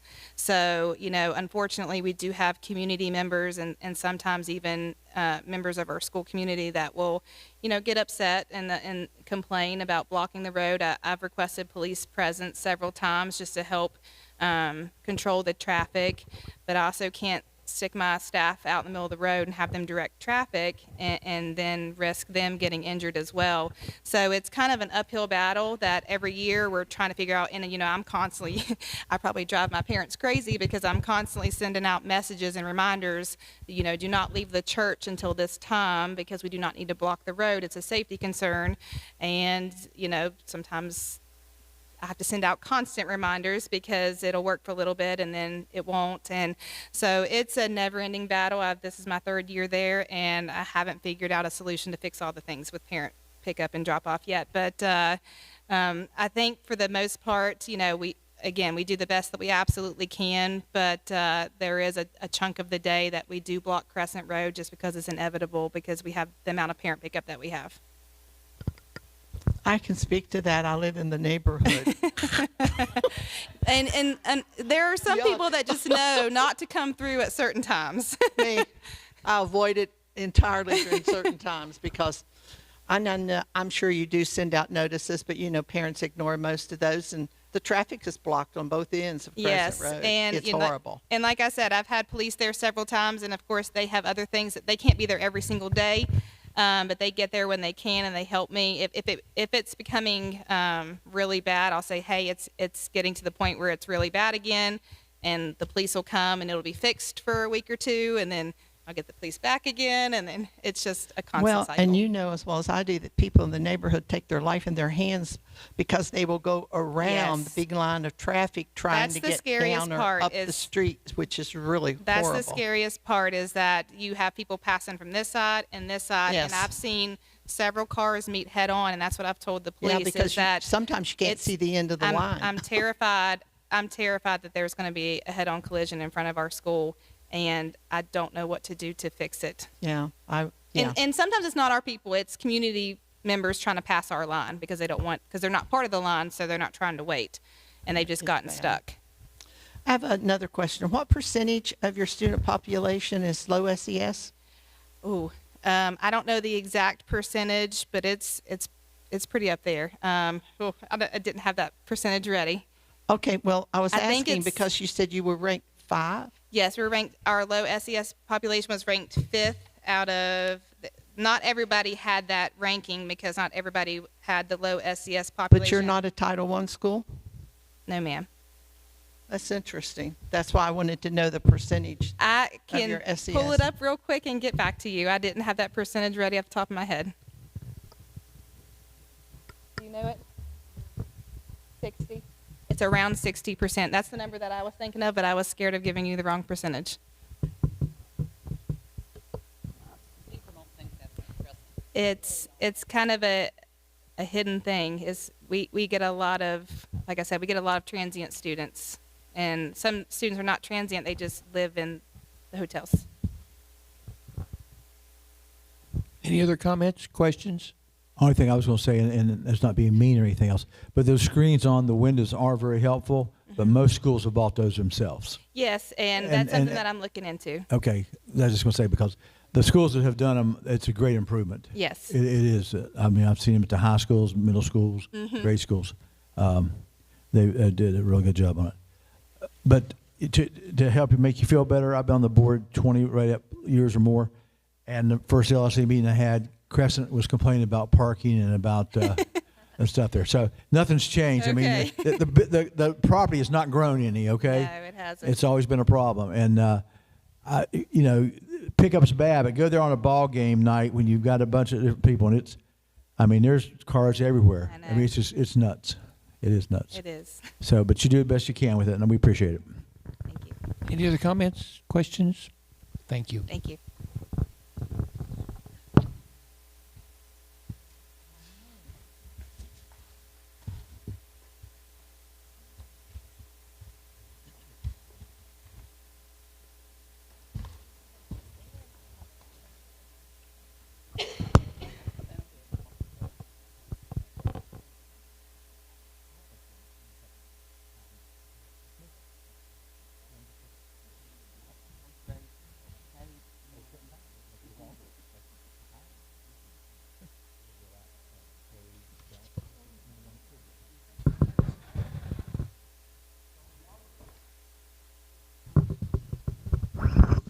I'm just going to hold it. Good evening and happy birthday, Dr. Starcher. My name is Kara Shoup. I am the principal of Hollywood Elementary School. And with me this evening, I have my teachers, Rebecca Meadows, Alicia Adams, and Sarah Clay. I have parents, Amanda DeChinko and Jessica Heiss, who is my former student. And I also have from Pioneer Community Bank, Tyler Cossett. So, as we begin, we will look at our percentage of proficient students, our testing data, which we did drop in our testing data. From math, we went from 80 to 68. From reading, 76 to 68. And science, we stayed about the same, 58 to 57. What you don't see in those numbers is broken down by grade level. In math, our 5th grade had a 71.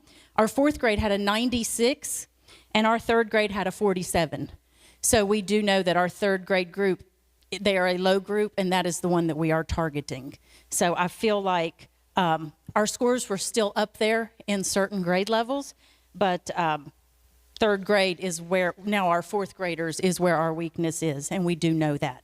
So that is our major concern for this year, is to bring our scores back up to Hollywood standards. We do have a plan in place to correct this. Our 3rd grade and our 4th grade now is departmentalized. One teacher teaches math, one teacher teaches ELA, and I think this allows our teachers to do what their strong point is. Not all teachers like to teach math. Not all teachers like to teach ELA, so they are teaching what they are strongest suited for. So I think that will help. We are also utilizing the academic math coach provided by the county. She is at Hollywood every Wednesday for half a day. And this year she is going to focus on our 4th grade group, which was last year's 3rd graders, our special education students, and 90% of our special education students are in that one group. And she is also going to support, we have a long-term substitute in 3rd grade that was there last year. And this year, I have a teacher on a year-long maternity leave, so she will be supported in that. Also, the county has provided us an iReady coaching program. They're actually here this week to support teachers in bringing up students up to grade level, but they're also working with us on enriching our students and bringing our on-grade level students up to that next level. So we just don't want to support the kids that are in the middle. We want to take our high kids higher. So she's going to support us with that. And we will continue to use our iReady data to guide small groups and interventions. And we are also utilizing Simple Solutions and IXL math programs as a support. What you can do to help us, the curriculum. First, we appreciate everything that you do with our curriculum. You guys provide everything that we need to succeed. Simple Solutions, Mystery Science, the new social studies materials have been a wonderful addition, and we appreciate that. We also appreciate all of the staff development that is provided, the curriculum team meetings, the science of reading trainings, the innovation teams, and all the other trainings that you all provide. Currently at Hollywood, we are fully staffed. Everyone is certified. We do have the long-term substitute in the maternity leave, but the teacher that is hired for that position is fully certified. So we are 100% fully certified. Facilities, we are in great shape. We appreciate everything that you do for our school. Everything last year, we asked for a new storage building. We have not received that yet, but it's on the way. They've came and measured. We're also so thankful for our new playground. Like I said, we haven't seen it yet, but it's coming. We do have a nice cage around the basketball court that was put in. And I know we had one several years ago that was taken down, and now it's back up. So we do have that. Our kids, I will say this, our kids have been wonderful. We haven't had a playground, and we've had wonderful weather. We haven't heard them complain. They have been playing outside very well with limited resources. Just a couple soccer balls, and they've done wonderful with it because they know what's coming. So we are just very proud of our kids for that. We've received the new HVAC units, the new bollards in the front, grass. I mean, we just appreciate everything. We do have a few needs. We would like to have 2 awnings in the back of our school where we do parent pickup. It never rains until 2:45. And then at 2:45 it downpours and we all get drenched trying to load cars. So we do have 2 points of loading that we would like to have some awnings placed over those doors. And this is not on your report because this is a new thing that has happened. Our sign out front a few months ago was hit by lightning, and we were working with the county to fix. We thought it was just a power issue. They came, they fixed the power. We realized it's not a power issue. Just found out the other day that it is actually a fried motherboard in the sign, and we received a quote from the company to fix that. Daniel and BJ have that quote, and we would ask for assistance with that. And like I said, that's not on your report. That's a new happening. So we would ask for help with our sign out front because I do feel like parents, they rely on that. And we haven't had it for a few months now. But like I said, we just found out what the problem is. Your school's biggest accomplishment for the year, although our test scores did go down, we're not going to let one test define us. A lot of great things are happening at Hollywood. Our science scores were still the highest. ELA and math were still above the county and state averages. Our attendance rate is consistently in the top. And our students are happy, they're safe. In fact, one of the things on the parent survey that we did in the spring, 100% of our parents felt that their students were happy and safe at school. And as a parent, that's all you can ask for. So we would like to thank you all for your continued support. We appreciate everything that you do for Hollywood, and we just appreciate everything that you do for us. Thank you.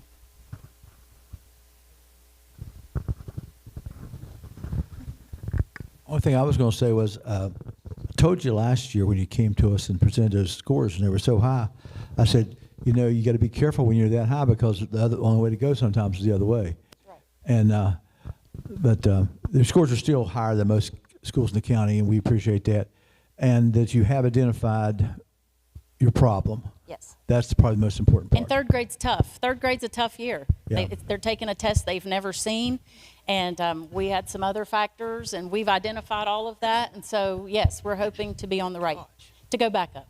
But like you said, when you're at the top, there's nowhere to go but down. Yeah. The other thing I had, I guess that's for Dr. Starcher here. Does our insurance cover lightning damage?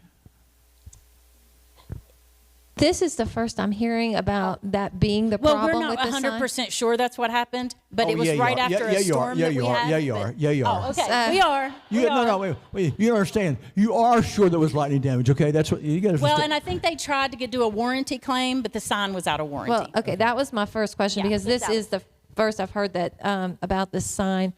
So I was going to ask Ms. Hodges when we bought the sign because it was when you the school became a National Blue Ribbon. We bought that sign then. No? Oh, okay. Well, when did Hollywood get the National Blue Ribbon? And we bought that sign then. Oh, okay. So I would say it's out of warranty. Well, the technology, our technology guy called and talked to them. And yes, so it's out of warranty. We have a quote for the motherboard. And I'm sure maybe our insurance will cover a lightning strike on a sign. So Mr. Click can check into that for us. Thank you. Anything? Any other questions? Okay, don't go nowhere. Thank you. So Mr. Dillon isn't. Don't go sit down. No. Don't go away.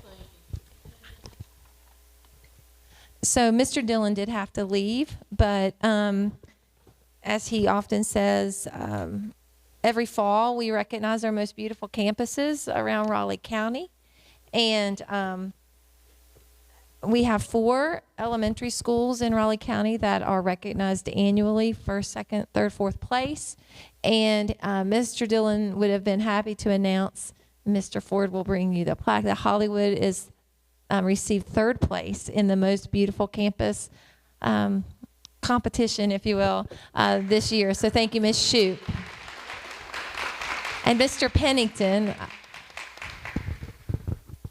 I know Mr. Pennington is one of your custodians. Who's the other custodian?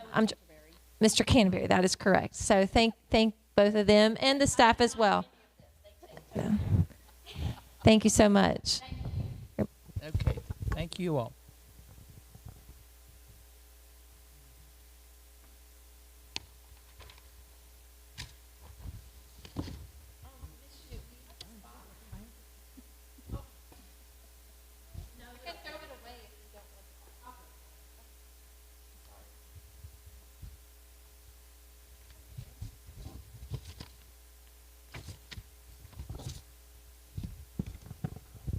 Okay. Welcome, Mabscott. Y'all been here before? Thank you for having us today. Hello, thank you, President Ford, Dr. Starcher, board members, for letting us present to you today. I would like to first say happy birthday to somebody. Happy birthday, Dr. Starcher. I have a fabulous crew with me today, and I am going to hopefully not miss anybody, and if I do, y'all let me know, okay? All right, I have Karen Bennett, my chair, Lindsay Hudgens, Diana Lilly, Adriana Boone, Jenny Kincaid, Eddie Hogue, Tanya Patton, one of my parents, Hillary Lewis, Shasta Akers, Access Health, Madison Shepard, Jennifer Law, my social worker, Miss Tony, Miss Flegger, Miss Weiss, my preschool teacher, Miss Debbie Cunningham, and Mrs. Garcia. And did I miss anybody? Oh, and Miss Runyon. Did I miss anybody else? I didn't mean to. Okay. All right, so we are going to start on our performance measures for the summative assessment. If you have the copy that I sent, I actually put 23, 24, 25 instead of just looking at 2 years because I wanted you to truly see the wonderful growth for math from 39% to 43 to 51. Reading from 34, 43 to 46. We've had a substantial amount of growth over the last 3 years, which we are extremely excited about. Science, we did have a dip, but then we brought it right back up, 30 to 17 to 31. We brought it right back up. But are we still 100% happy with those scores? Absolutely not. We are going to continue working and fixing and doing what we do best, teaching children. All right, for our benchmarks for our iReady, and this was last year's benchmark, end of the year.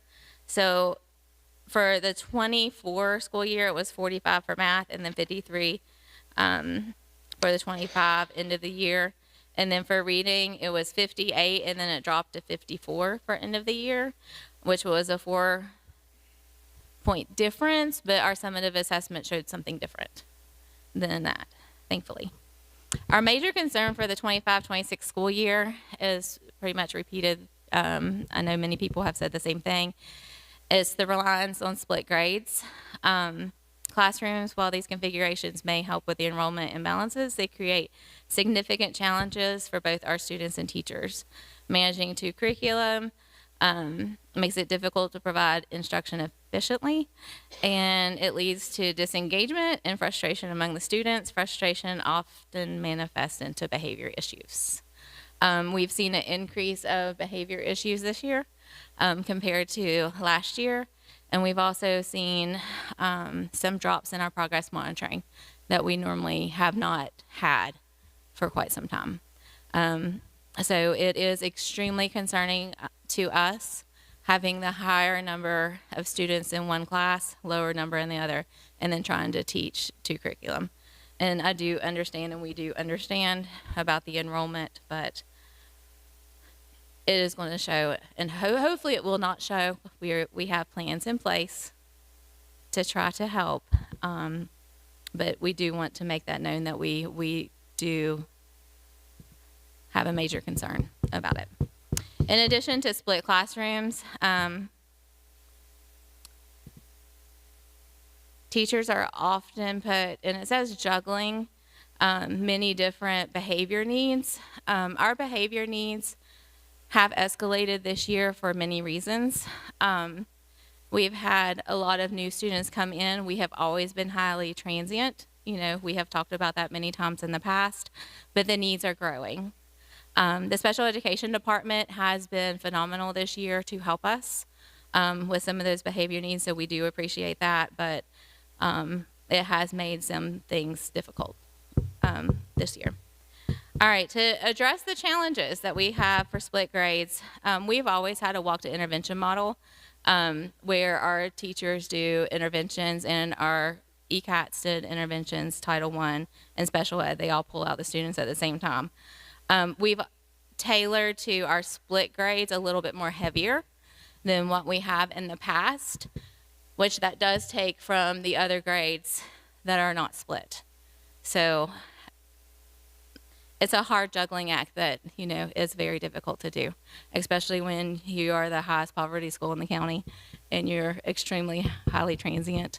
It is a difficult position to be in, but we are doing it, and we are doing it, I think, very well. We also provide behavior support in a tiered model. We have small group instruction going for behavior, just like we would do for reading for math. My social worker, my community and schools, my counselor, we have FMRS that does small groups, and we also have FMRS that we call billable services, which would be our tier 3. So they are getting not only an academic enrichment through the multi-tiered system, they're also getting behavior and character education.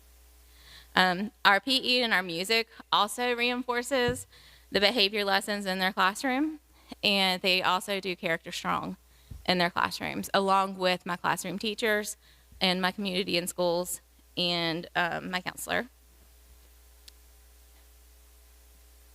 Some things that we would like to talk about for curriculum. We want to thank you very much for Mystery Science, for Character Strong. They really do enjoy it. They love the little short lessons. The teacher created materials for the social studies. You can definitely tell that it is made by a teacher. It's very easy, very simple to use, and it reminds you of doing small group reading instruction because it's little readers that they do, and it's based on their social studies curriculum. And we would also like to thank the special education program, or special education, for our Yukiro training. And that is, we call it the blue mats, because normally the only thing that you have to rely on as a school is CPI, where you have to do a formal restraint on a student. And with Yukiro training, you don't have to put your hands on students if they're a danger to themselves or to others. You do not have to do that any longer. Special education did the Yukiro trainings, and they purchased Yukiro mats for us. And then we got extra money to purchase extra sets for the school that were needed. So we do 100% appreciate the Yukiro training, and it was something that was definitely needed in the county. The staff development, the additional planning time is a recommendation that we have, and that is for us to do more common plannings. Right now, we do have a common planning schedule. We do meet every single day. But here at Mabscott, we used to have something extra called Cardinals Care, where we would do embedded professional development during the school day. We have a lot of staff members that have families, and they have things that they have to do after school, so the after school did not work. So we would like to have some extra professional development. I do use professional development through Title I and through the county that we receive, but it's never enough to be able to do as many Cardinals Cares as what we would like to do. Additionally, we would like to increase our school-based professional development at the beginning of the year. We love the teams model that we did where they got to choose what would be significant for them. We love that. But we only had one day where we had all of our staff actually at the school with us. And you're looking at, and you're like, well, that can't be true. Well, we may have had a few just sprinkled here or a few just sprinkled there. It was never a time where our entire staff, except for on one day, where we could have them all together. And I double checked just to make sure that that was correct, and that was correct.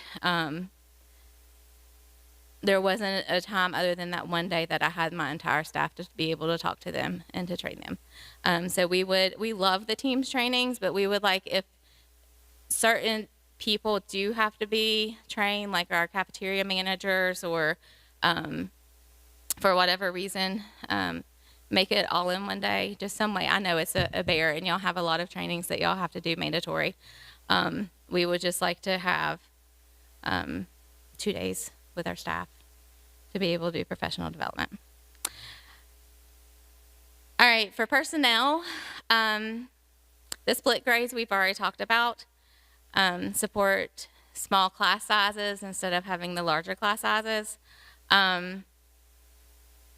I do want to bring up that we do have a shortage of aides in the county. I don't know if y'all have heard that before. But my preschool teacher has not had an aide for the entire year. She hasn't ever had an aide, ever. And you have to do a lot of things that you don't like to do, as the leader of the school, and that's pulling other personnel from other places constantly to make the rotations. I do know it's a deficit everywhere. Everybody needs extra help and extra support, and it is a struggle. All right, for facilities, the repainted arrows on the parent pickup, they were painted incorrectly. They were painted opposite when they redid the paving. So this was fixed over this weekend. Mr. Dillon jumped right onto it when he saw it on LSIC, and I think Mr. Daniels had talked to Mr. Martin as well, who is our new mayor of Mabscott. Mr. Martin has been here a lot, and he has shown a lot of support for Mabscott, which I truly appreciate. But it did get fixed over this weekend, and they put cones up to make sure nobody drove over it. So I do 100% appreciate that, because it was confusing, especially for our new parents. Yes, it was lots of retraining at the beginning of the year. And thank you so much for paving the parking lot. We no longer have the crater where cars like to fall into. So we truly appreciate that our paving happened as well over the summer. Our extended parking, Mr. Dillon and Mr. Daniel has informed me that they are fixing my additional parking spaces that were put inside of the playground by the basketball court. They are fixing it, and they are moving the fence, so it will no longer be, inside of my playground. So they are working within their fence to try to get that fixed. However, parking is a bear, and I know Crescent says the same. I mean, we all say the same thing. Parking for some of our schools is a nightmare.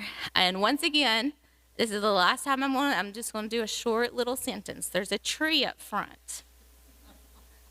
Okay, I'm just going to say, there's a tree up front that could go, and I can put some parking Maybe in there. get struck by lightning.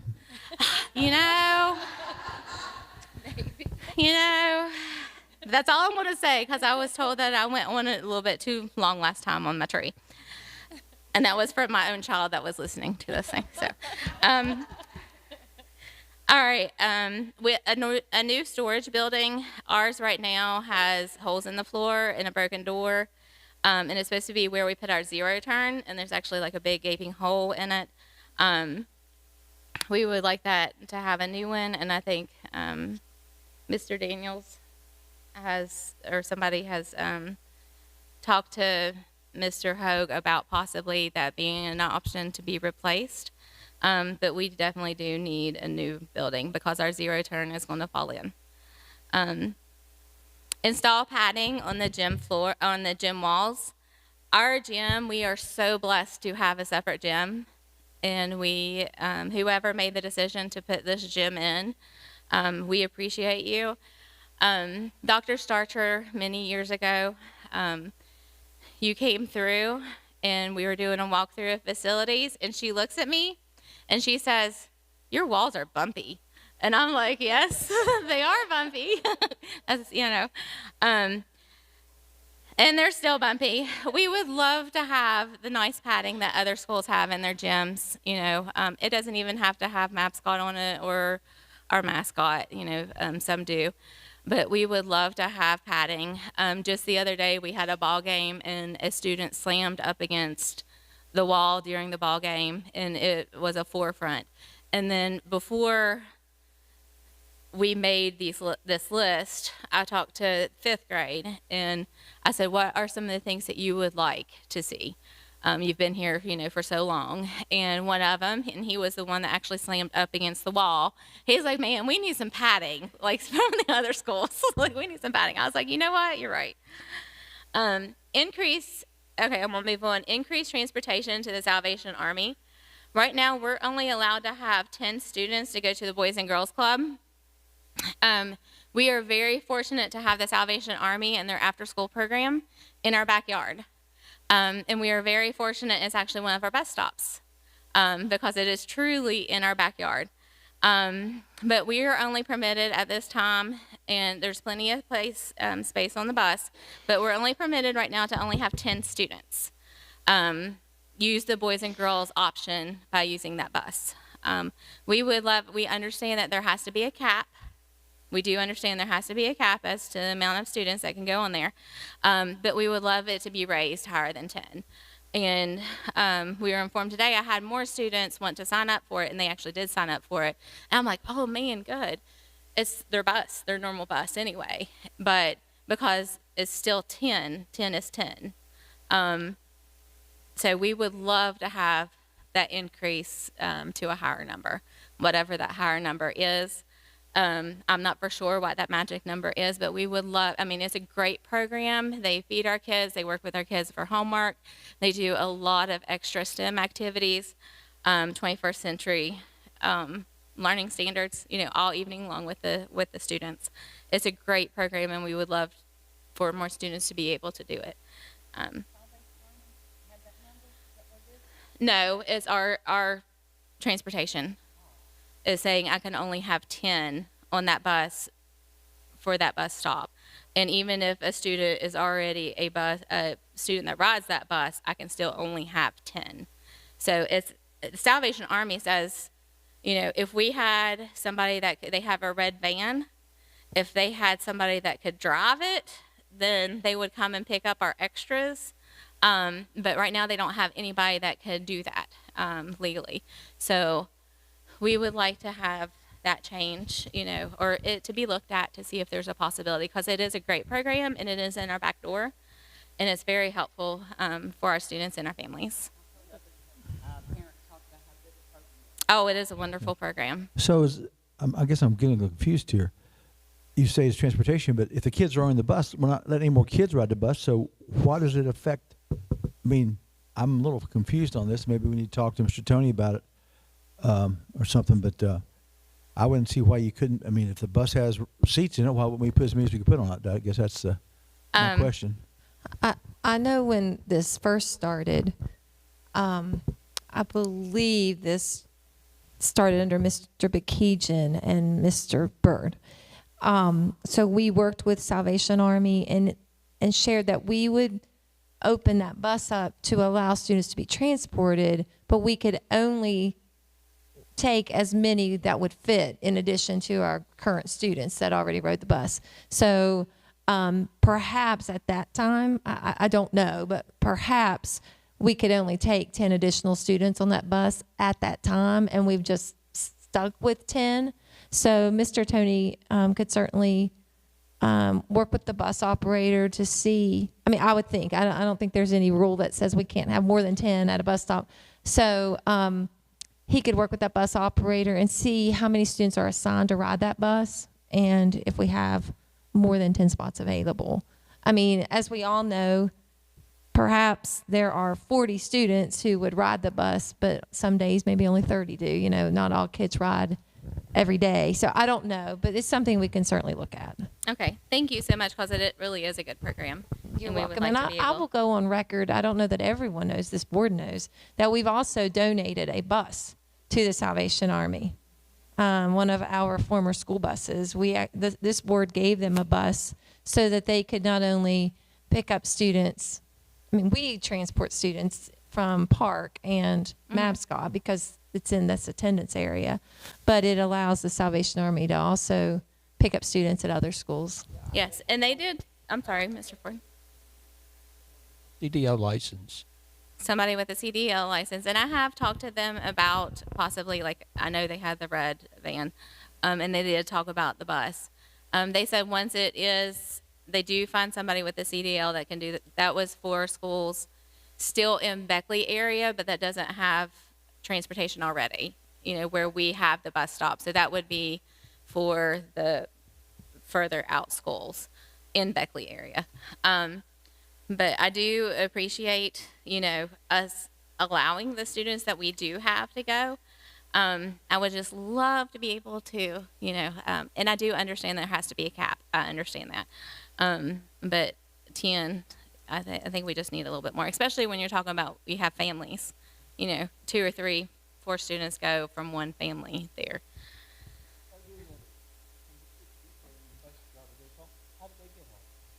Their parents pick them up. Yeah, their parents pick them up after work. Yes. And yes. All right. Identify your school's biggest accomplishments for this year. Our scores definitely were a big accomplishment, and they have been for the last couple years. And we also raised 101 positions on School Digger, which we were super excited about. And we are off the CSI ATS list. So we are off that list. I had a deep breath in. I know, right?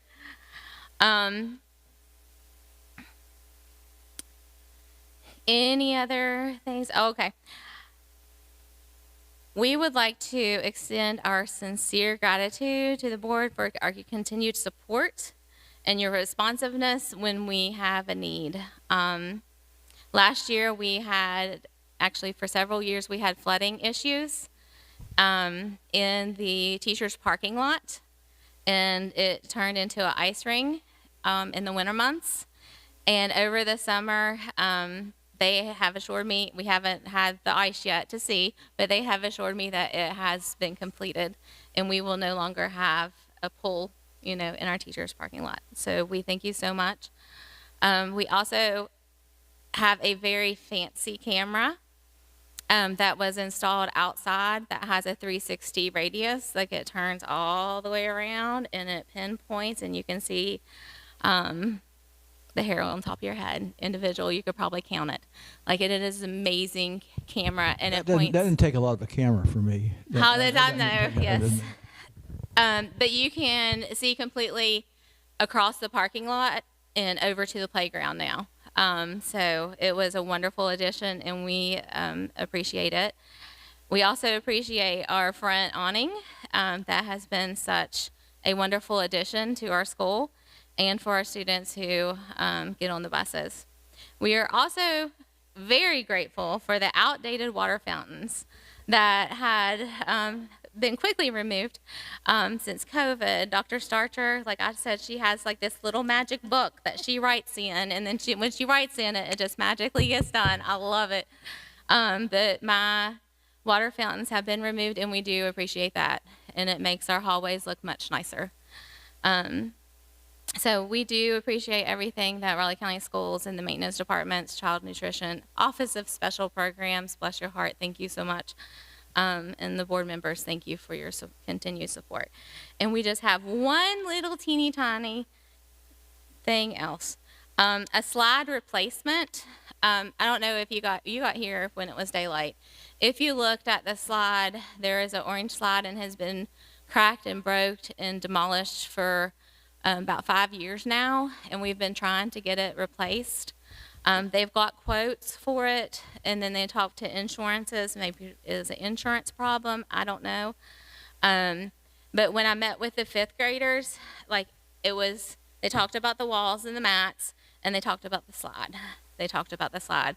And they said, well, we haven't been able to use that slide pretty much for the majority of our time here at Mabscott. So I would please appreciate, and we would please appreciate y'all looking into that and trying to help us get that replaced. And that's all I have. Thank you so much. Any questions? Comments? What's your enrollment now? I'm sorry? What's your enrollment? 214. Up, down? 5. It was 219 at second month report last year. So 5. Mm-hmm. Oh, the hole in the see, things happen when you turn in these papers. Like,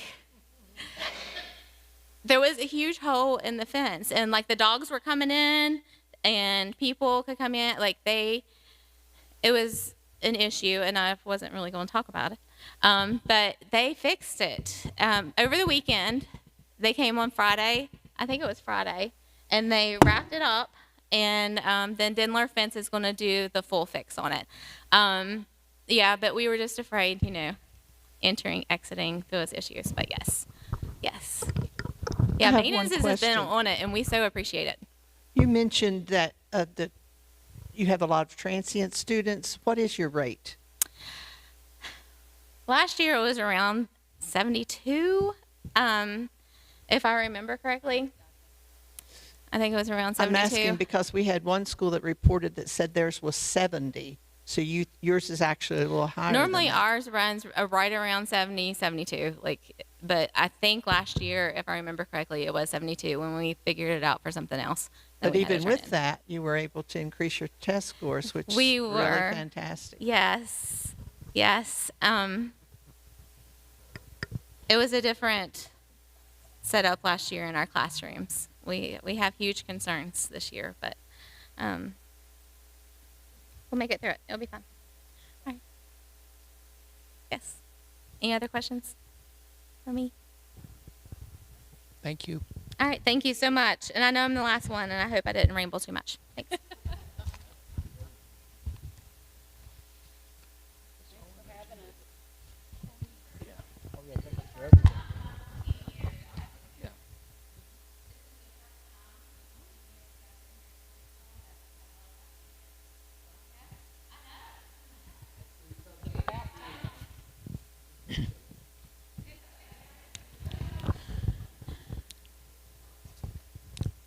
Okay, that's all we have on our agenda.